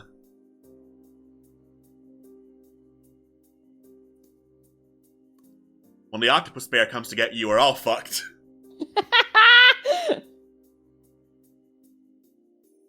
Right. Sorry, can you tell me about the gnome again? The gnome is a cult leader of the cult of the Golden Raptor. They do very sinister rituals in an attempt to revive an ancient monster. And I'm raising my hand. Question, raptor is in, like, bird of prey, or raptor is in dinosaur? Raptor as in dinosaur. Yes! Okay, just asking for a friend. The friend was me. The friend is you. You are the friend. I'm Is he like occasionally an- friend-shaped. is he like an old gnome? Middle-aged. Middle age. Oh, that's alright. Middle-aged, probably has an evil mustache. Yeah. I like the way you think. Dear, don't mind if I do. God. Speaking of evil mustache, Atwas, would you like to hear the plot of Mr. Renew Clacton's off? Yes. Okay. So, the premise, which I read on the blurb, seemed very interesting. It's this really rich guy called Mr. Renew Clacton, and he offers a guy £1 million in exchange for his death. So, after 1 year, Mr. Renew Clacton can come along and kill him at any time, essentially. Okay. So it sounds very DMP-esque, which is why I got it. So here I was thinking, oh, this is all going to be cool and supernatural, deal with the devil, sounds great. And then I read it. So it turns out the main character is a guy called Jonathan. Jonathan has been dumped by his girlfriend Serafina because he cheated on her with like tons of people, but now he's depressed because he realizes that his true love is Serafina. And he's sitting on the underground, well, by the underground one day, really sad, and Mr. Renew Clacton comes along and they're just like, ooh, come to the opera with me. So they go to the opera and they're chatting, and he says like, you know, I'd like to make you an offer. And he's like, what's the offer? It's like, I'm going to give you £1 million, and after a year, I can kill you whenever I want. And this guy's just like, let me think about it. Next chapter, they have sex. Just have sex. I'll know. All right. Just, okay. Well, that escalated quickly. Yeah, and then as they're doing that, Clacton's just like, you know, oh, scream about death to me! And that's how he gets off. Sure is something, huh? Man, That's going on right there. The prequel to Squid Game sure got fucking wild. So after that, he cries for a bit, and then Jonathan's just like, why you cry, man? And he's just like, no reason, get out my house. So he leaves, and he's all sad still because he doesn't have Serafina, and he's really depressed. And then Clacton rings him up again saying, hey, let's go to this opera house. So they go to that one, go back, and he's like, okay, so do you want to make the deal? And he's like, you know what? Fuck it, because I know a way I can win Serafina back. I'll buy her a restaurant. She's always wanted a restaurant. So they make the deal, and then he's like, okay, want a quick shag, mate, before we go? And he's like, no, listen, the first time, man, I was really sad and depressed, and I kind of wanted to try something out. I don't want to do it again. He's like, okay, let's wrestle. If I win, we're doing it. He wins, so that's not very good. So he goes back home with $1 million. He calls up one of those, like, investor guys to say, like, okay, well, I have an idea. Let's have a meeting, yada, yada, yada. So do all that. Oh, he gets fired from his job as well, but that's not important. So he goes to his girlfriend's, like, well, ex-girlfriend's, like, restaurant-y thing place. And she's there, and she's all moody because she's just like, oh, you know, I don't want to speak to you because you broke my heart, yada, yada, yada. And he's like, no, please speak to me, babe. I have £1 million. And she's like, from who? From Mr. Renew Clacton. And he's like, oh. And she's like, what? Oh, well, I kind of slept with that guy yesterday. Damn. Sloppy, like, thirds at this point? Yeah. So that turns into a thing, but he didn't make her an offer. He was just doing it to get back at Jonathan, yada, yada. It was all some weird thing. So then he's just like, God, I really need, like, some weird, you know, let's go see a seance-y woman, fortune teller thing. So he calls up this random one, goes to her house, and she's this old lady, really nice, and she's talking about, like, her future and stuff, and she's got like a weird number on her hand. Just, keep that in mind, sus.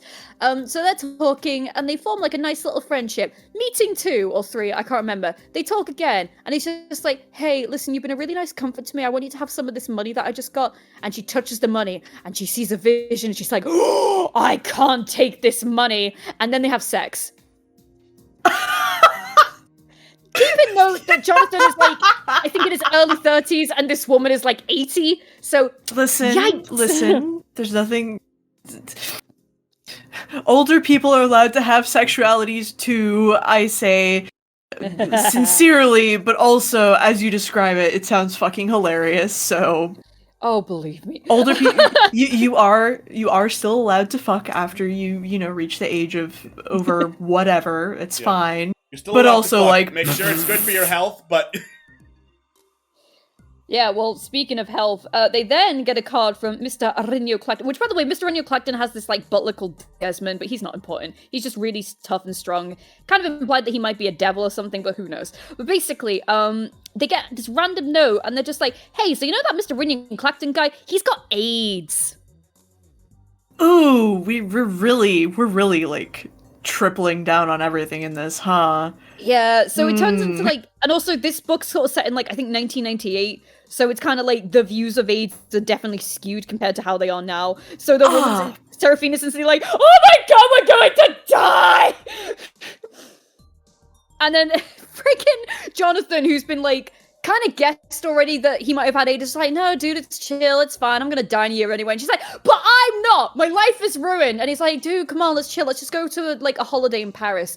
And as they're about to go, they realize that the phone's been bugged. Oh, by the way, he's trying to get with her, and she's like, well, why did you cheat on me then if you want to be with me? And he's like, because I'm a man, Seraphina, and men like sex, okay? So I'm just like, any sympathy for Jonathan is now gone. And also he's obsessed with this random dog in a museum. I've got no idea. It's not important. It's called Hendrik. I've got no idea. So they go to Paris, and Mr. Clacton's obviously there just like, hey, you want to have a threesome? And Jonathan's like, no. So they go to these tombs, and one of them is this weird thing where there's a rumor that if you grope it, you'll find true love. So they do that, and then they go home. Wow. Holy shit. You really dug to the very bottom of the bargain bin with this one. Holy shit. And then, yeah, so they go back home, stuff kind of happens. And then he gets another, like, offer to go to the theatre or something with Renu Clacton, so he goes, having a nice chat. Interval happens, Renu has to go to the bathroom, and then he sees this, I think he's like a pawnbroker, and the pawnbroker's got a tattoo on his hand, just like the old woman, who I think her name's Katerina or something, yeah. And he's just like, ooh, I sense an aura about that guy who's with you, and he's not good news, ooh. Well, no shit. So he comes back, and then they go on a bridge together, and Renu Clacton just looks at the water and goes on about like, ooh, in the water there's nothing but blackness and darkness and emptiness, and he starts crying. And he's like, hey, so I know I said I didn't want to have sex before, but now I kind of do. Do you want to go back to my place? Because I'm really sad. And Jonathan's like, fuck no. So they go back home. And then the next day, Jonathan gets a call. And Clacton's like, listen, man, I really miss you. Like, this might be the last chance we could talk. Can we meet up? And Jonathan's like, oh, fucking fine. So they try to meet up at a train station. And then he sees the old woman, Katerina. And Katerina is running through the train station. And he gets to the train. And Mr. Rinu Clacton gets off the train. And the old woman's like, oh, is that you? And then Clacton's just like, oh, and he steps back, and then his coat gets caught in the train door, and he gets dragged to his death. You know what? I think I could get published. So it turns out, the big twist, which, keep in mind everything I've said about this old woman, they go to see the dead body of Clacton, and guess who the old woman is? Clacton's mother!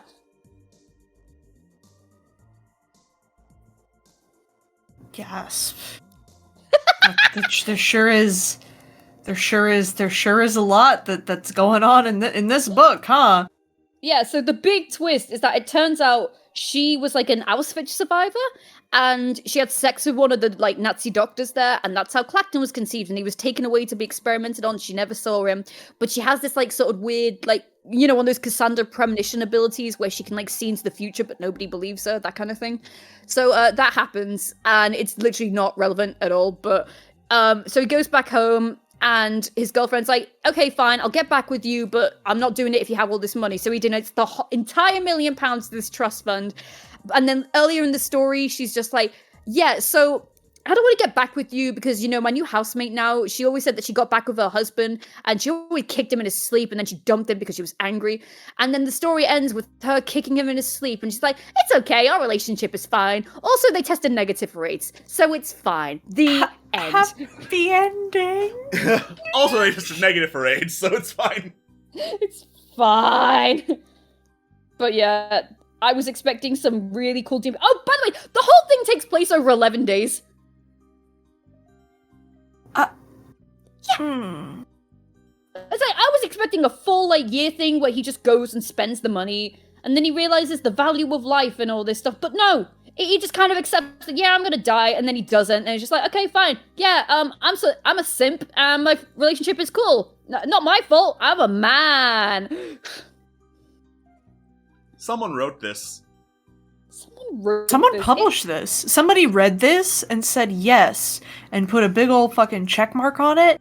And then somebody edited it, and also did a big old fucking check mark on it, and then somebody was like, yes, I'm gonna send this to the printing presses, and we're gonna make this an actual physical thing that exists in the world, and, I'm gonna go write a novel, I guess.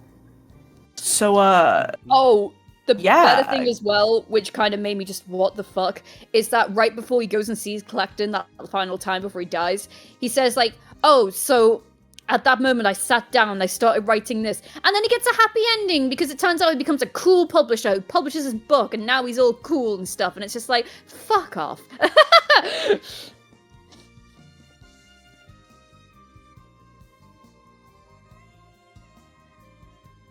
So remember, if you ever feel like you can't get anywhere in life, someone published this book. It's like, I definitely actually recommend it because, like, it's really hilarious. And also, everyone just constantly reading classical novels, and it's just like, guys, just read something modern. Stop being so, like, romantic. It's ew. No, I must be pretentious. Yes. It's got wrinkles. Sleepy puts it very, very nicely. I've read ex-reader fanfics that are better than this. Alright, hang on, let me find... I don't even know where I put the book now, it's dead. It's deceased. Oh, here it is. Sorry this gnome isn't the best, I drew the hood too big. It's a cultist robe made for someone bigger than a gnome. Okay, that would be kind of cute. Alright, where is it?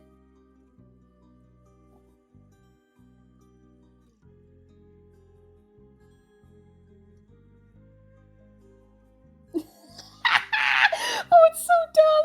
Okay, so this is the part where, like, they're together for the first time, and he's just like, in the black marble fireplace, the flames flickered and purred. Say it! He whispered in my ear as he rode me. Say it! The low and delicious word, death! My head was still going round. Death! I said, death!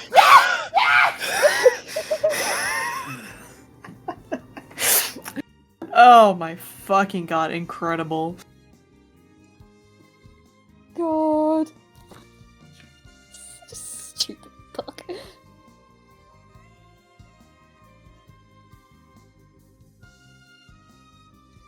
Okay, but imagine it being read by Gilbert Gottfried.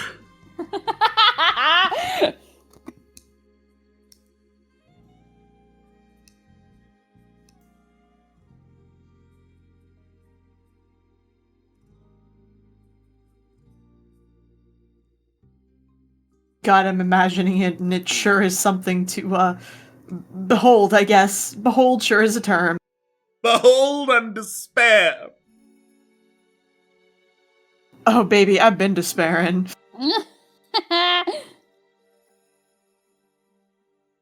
Behold and despair like a nice noodle.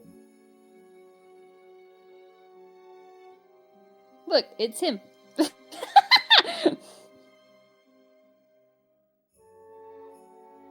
It's him. Someone cameoed Gilbert Gottfried to do lines from Darkest Dungeon? What the fuck? Say more right now?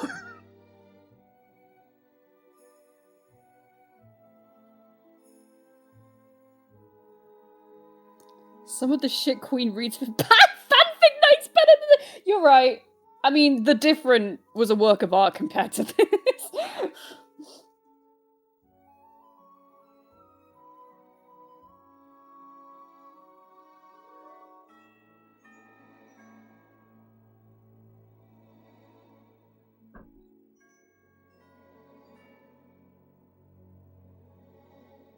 Gilbert Gottfried, Darkest Dungeon.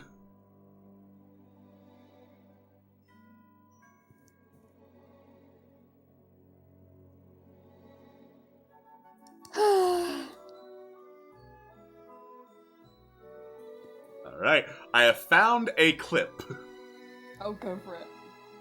Congratulations, Twitch, you're going to listen to this with me. I this is Gilbert Gottfried, and this is for Baba Roosh King.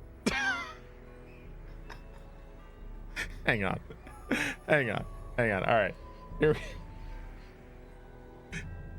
Hi, this is Gilbert Gottfried, and this is for Baba Roosh King, and it's from a singular strike. Trinkets and baubles paid for in blood. Slowly, gently, this is how a life is taken. A star-spawned horror. Thanks for the sub, loser. Oh.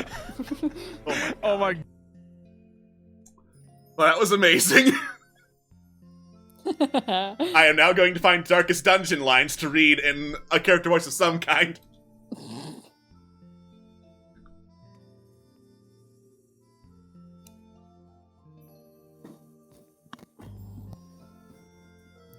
What does Torzok look like? Torzok is octopus folk, so, basically, top half is a, dark-skinned, like, half-elf, so, yeah. Dark-skinned half-elf on the top, and then octopus tentacles on the bottom. Alright. Business in the front, party in the back. Yeah.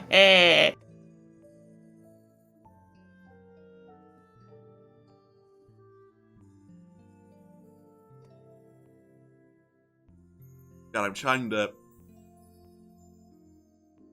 think of what kind of voice I should read these Darkest Dungeon quotes in. Oh, go wild.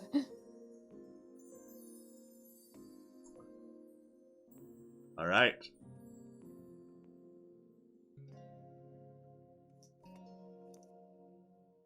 The cost of preparedness! Measured now in gold, later in blood even! Beautiful. Don't you me. There's a lot of quotes on here, and I'm trying to find good ones. Oh, please. Mastery over life and death was chief among my early pursuits. I began in humility, but my ambition was limitless. Who could have divined the prophetic import of something as unremarkable as a twitch in the leg of a dead rat, even? I don't know.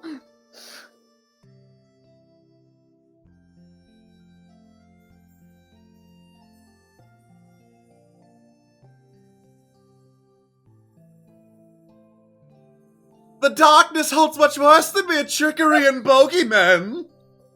Oh, God.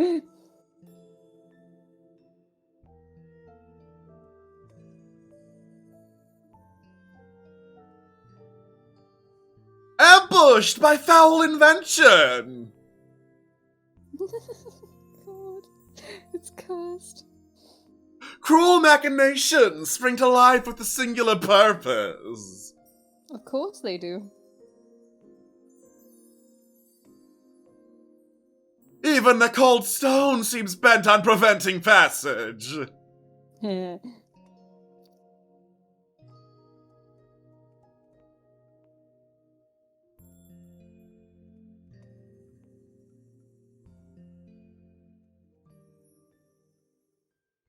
As the fiend falls, a faint hope blossoms.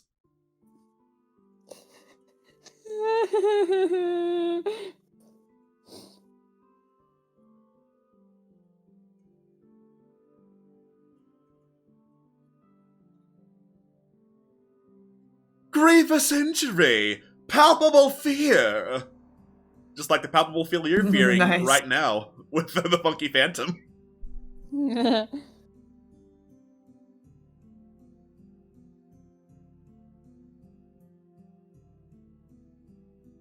Does this guy have any hair? Yes. Long or short? Ratty, long, black hair. Oh, beautiful. The best kind of guy. I swear, if you draw him and then declare him to be another husband. No, I've got an idea. I'm getting the paddle. No, Don't encourage paddle her. me. I mean, what? What?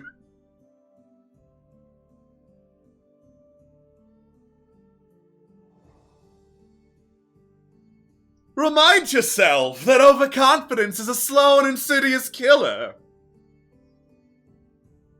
Oh wait, here's... I just saw a couple other ideas. Chicken bait doesn't really fit the overdramaticness. TOA guy, say his name and I will consider it. But then, Denzel. You know, Denzel's voice actually kind of fits the Darkest Dungeon, so here we go. Do it. A mind cannot hope to withstand such an assault! The walls close in, the shadows whisper of conspiracy.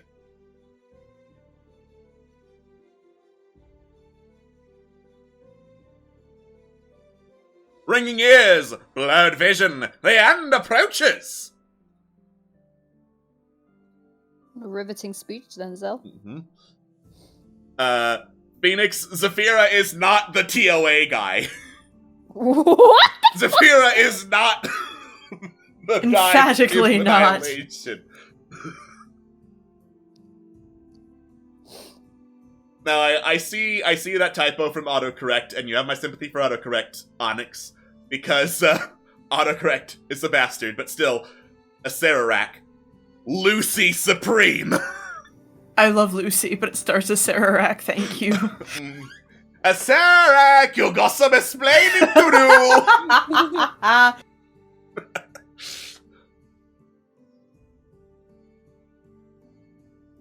Ricky! I was, making something. Were you consuming the souls of the dead again, Sararak? Maybe.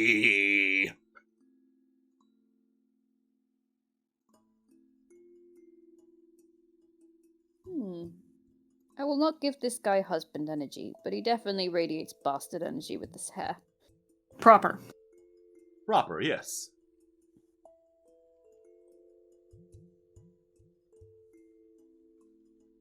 It looks like he's just trying to poke him with his spear. He doesn't take a whole lot of shit. I need to fish for dinner.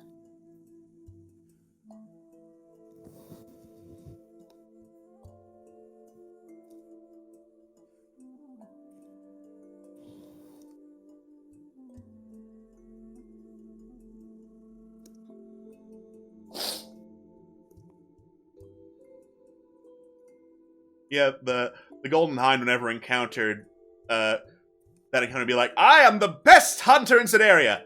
Bet shoots arrow at you.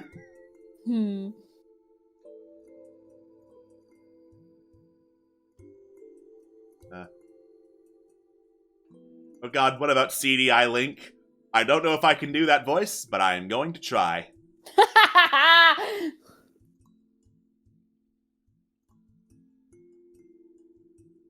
Seafaring trade, the lifeblood of any port, can resume again now that the routes are safe. Oh, that was pretty fucking good.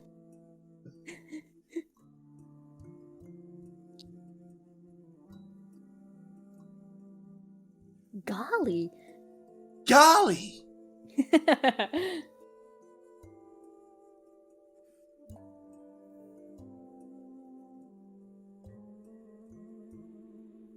The Swinefolk's labyrinth may yet prove to be navigable.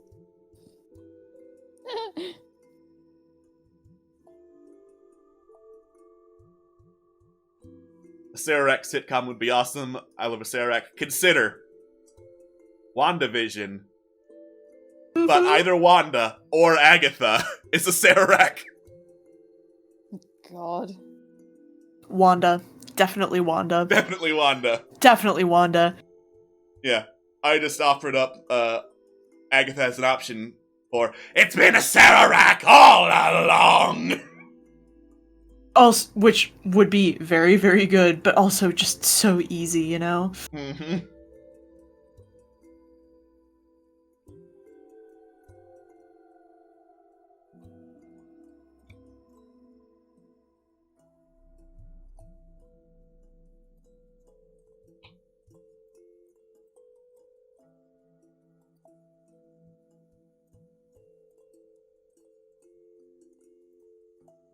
God, Catherine Hahn is a treasure.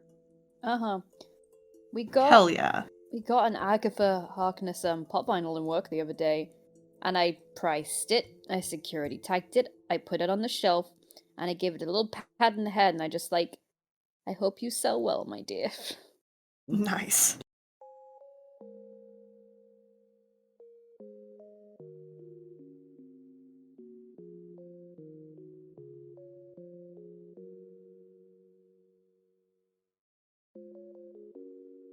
I love this guy. He's stinky. He's stinky, but he takes a bath every day because he swims. He swims where he pees.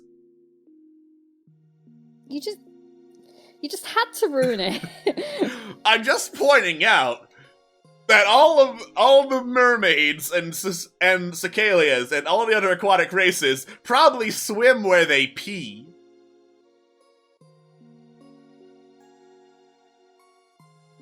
Can't swim where you pee if you don't pee.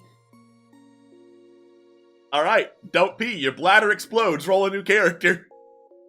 Does he even have one? He's an octo guy. I am pretty sure octopuses have to reduce Piss waste wizard. product. Welcome to my magical realm. Alright, I like this. Yeah. It's pretty cool. The troll will only let you pass if you pee in his mouth. The troll graciously lets you pass, unpissed.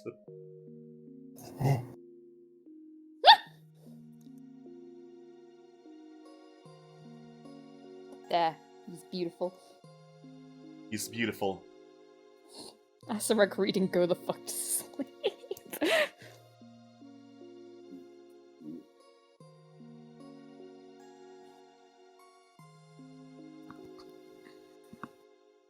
Okay, but we already have the two actual best options, IRL, reading Go the Fuck to Sleep. Samuel L. Jackson and Werner Herzog have both read Go the Fuck to Sleep. He did. Yep. The second one? Oh, incredible. No, Bryan Cranston read the second one. Werner Herzog read the first one at like a live event. Beautiful. Beautiful.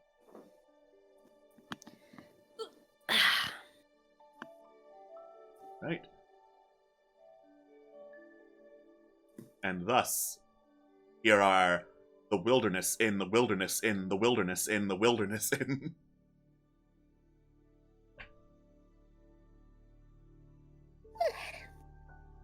Beautiful. Yay. Thank you.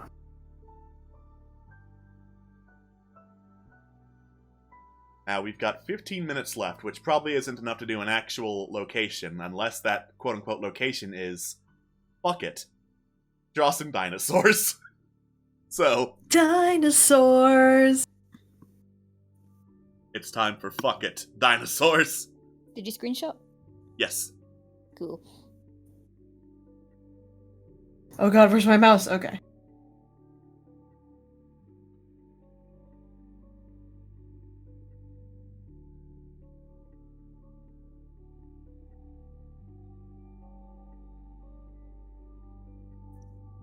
I did it. There he is! It's, oh fuck, what's the guy's name from the Jim Henson Dinosaurs puppet show? Oh god! Oh, fuck. Head empty, I'm so sorry. Oh, yeah, I know. I was going for body, but...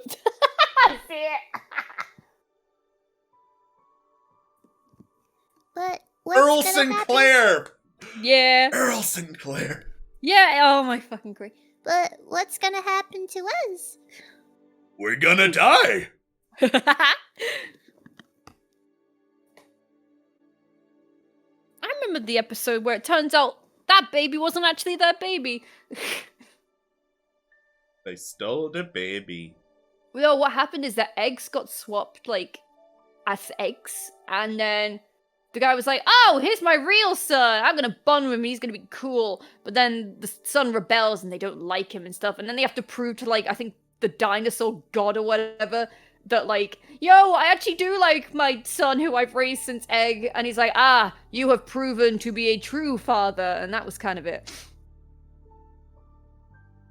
You're the real dad. They killed the baby. Killed the baby. A murder of the baby.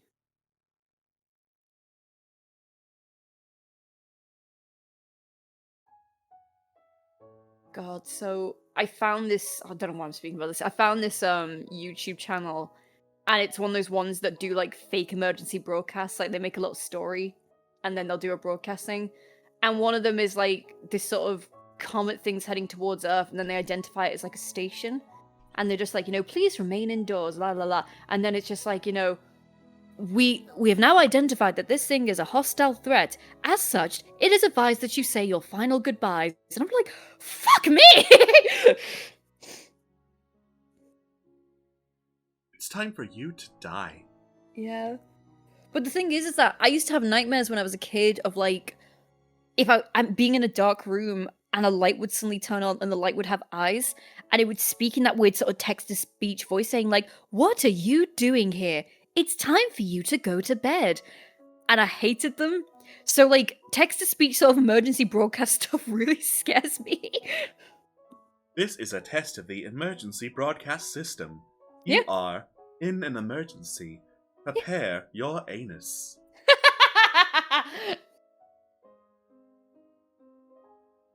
Oh, it's funny because it was like that, and it's just like, the BBC thanks you. We will now play the national anthem as we die.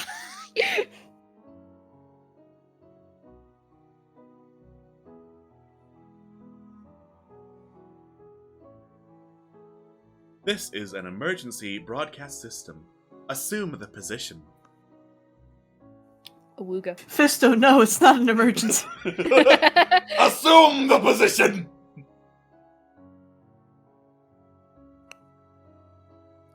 God, emergency broadcast, and then like those sort of like, we are recalling all these Burger King Pokemon toys. Please dispose of them at once. I hate them. Like, the only one I like, and it took me a while to like it as well, is the Omega Mart one with the lemons.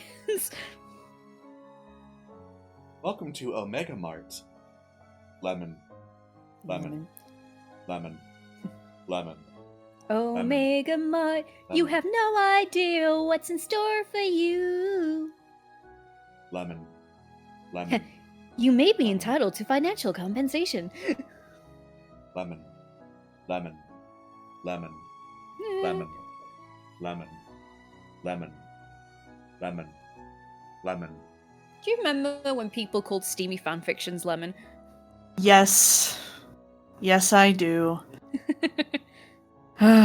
Way back when, in ye olde days. Do not cite the deep magic to me, which I was there when it was written. Don't flame. R&R.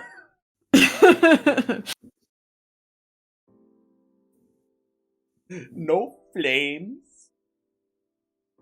No flames. No flames.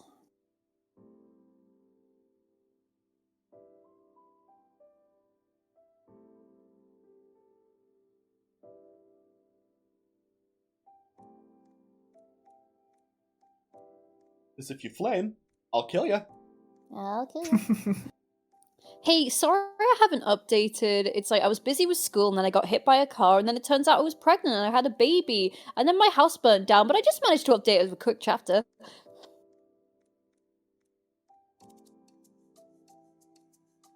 Hey, sorry I didn't update. I didn't feel like it. Me.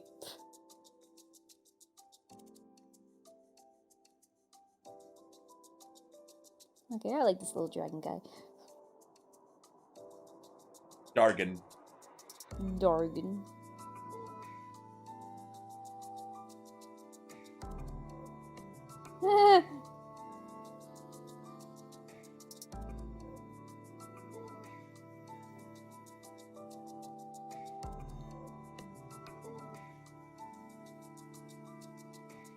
Outer God. nose. Sorry I didn't update.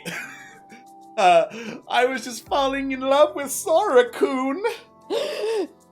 God. Actually, it really wasn't until I joined IR and read back on like old fics that I used to read and really like when I was a kid, did I realize you've kind of got to feel sorry for big YouTubers when they have this fan fiction written about them, because I remember reading this one about, I think it was Tabascus, and it was like the main character like meets him getting coffee, and they have a cool selfie, and then she gets into a terrible car wreck, and you know Toby connects with her, and they fall in love, and he helps her move past her scars and all this, and it's just like, I used to like that. Hey, I mean, like, listen, the relatable experience of being a popular online persona is so far removed from the majority of people that, like, Yeah. it makes sense. It's, like, such an unrealistic thing. Like, oh yeah, you know, this is I mean, on one hand, it's a literal public persona, and it's really easy to forget when it comes to public personas that those are real-ass people, so, like, I get it, you know? But on the other hand, like, so, yeah. One of the signs that I... Sorry, go ahead. No, you're fine, you're fine. Yeah, one of the signs that I knew I had made it as a YouTuber was when I made a statement saying, hey, please don't write shipping fanfic about me, I am not comfortable with that. And then someone replied, there's nothing wrong with shipping real people. Here's my Alex X Steel fanfiction.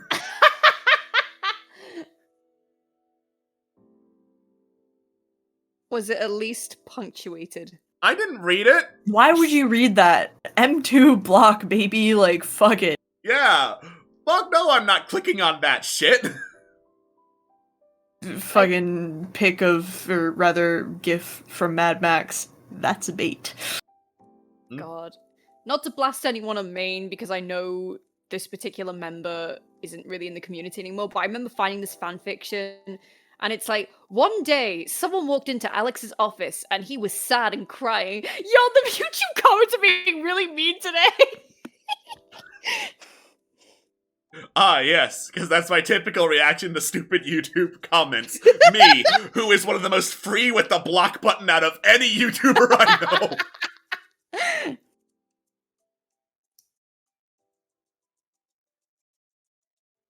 What the fuck? I remember finding a Five Nights at Freddy's fanfic that was not only an X-Reader, but was an X-Reader, X-Markiplier, X-Jacksepticeye. Advanced. Also, the worst kind of fanfics are like, you know, those stupid, like, adopted by One Direction things, which is fine if you're actually writing a child, but it's worse when you're writing a child, and then it's like, I remember one time, it was, you know, I got adopted in the middle of the night. I went to the fridge, and Niall was there, and Niall said, hey, YN, I love you. And I'm like, what? And he's like, kisses me, and then he leaves. This girl's like 16. Yeah. You're getting adopted. I woke up and got a beer, which was legal for me to drink because I'm 21. And thus older than most of One Direction. I have written a couple of IR adopted fanfictions.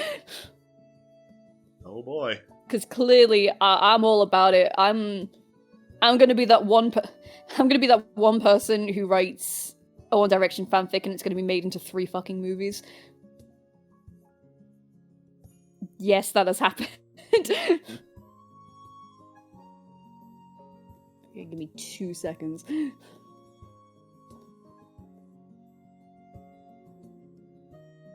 While you're looking for that, I'm just picturing the Freddy X Anyone. For it to be accurate, Freddy slammed his robotic pelvis into my butt because he did not have a robot penis, being a machine designed to entertain children. He made sounds that sounded vaguely like, oh yeah, and I guess that was cool and pleasurable, maybe? Someone's into that. Listen, honestly, like, man, write/draw whatever the fuck you want, just don't try and make anyone read it. You know? Oh, yeah. Like, who cares?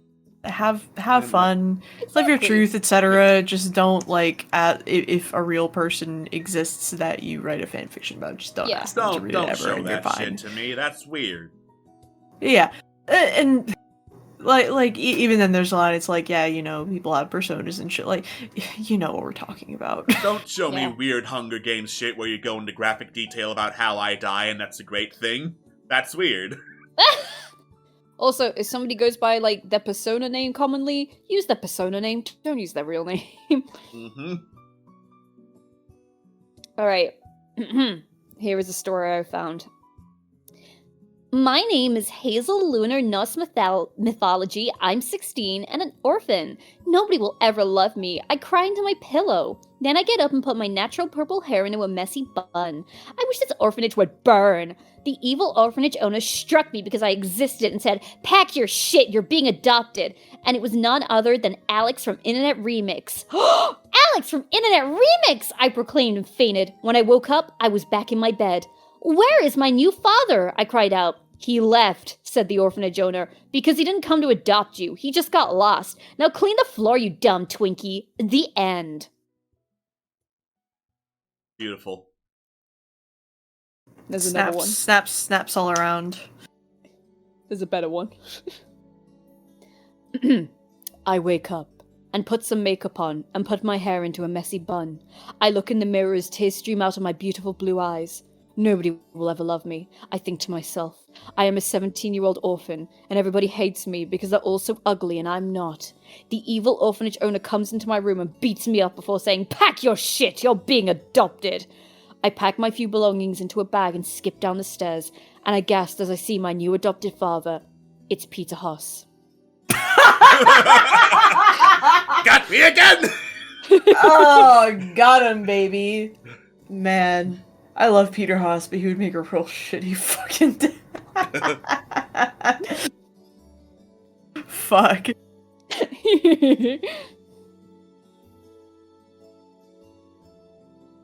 Copy pasted. I'll have you know they are of my own creation, Azrael. How dare you imply that I stole this? So, unrelated to X-Reader fanfics, I'm looking at the various dinosaurs of Fuck It Jaw Dinosaurs, and it's interesting that the Ankylosaurus is sleeping, because way back in my role-playing days, I had like a Jurassic Park setting where some of the main attractions were like A-list dinosaurs named after the 7 dwarves, and Sleepy was the Ankylosaurus. Aww. Okay. Where's the new Adopted by Scam Likely fanfiction? Okay, loser, get in the car. I need you to be a good deductible on my tax returns, and so help me. Alright, listen, congratulations, kid, you're now a part of Operation Annie. Wait, what's Operation? Don't worry about it. Atwas, I think you're the only person in call that can say what kind of man was Peter in Peru. I am the only person, and the answer is...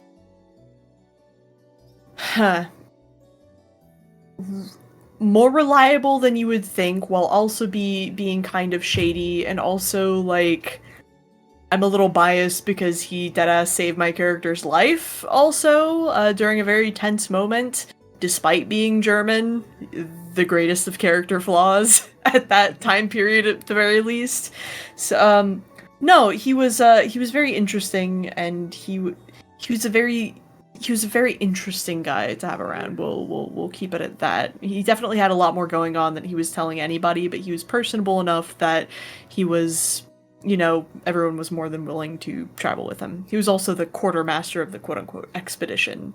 Then he fucked off with, you know, the terrible Eldritch artifacts, and got fucked up because of it. But, you know, who's counting? Who's counting?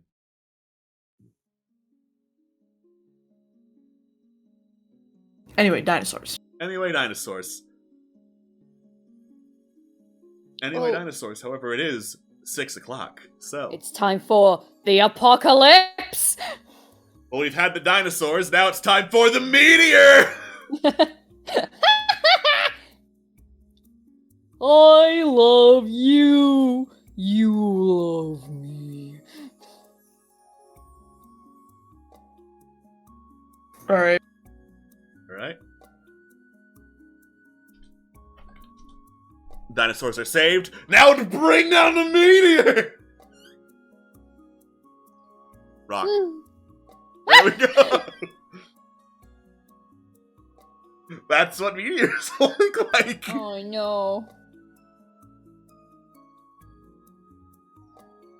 Hey! There it is, Oh, no. the extinction event. Yep, No, there Bonnie it is. lives. Colorized.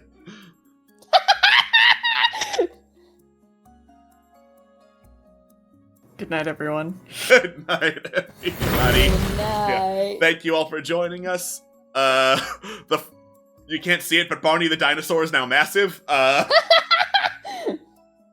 Thursday is Space Game. Friday is Never Going Home.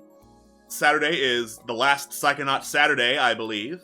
And then Sunday is Discord Murder Party. We hope to see you for more Internet Remix streams. Bye-bye. Bye. Bye.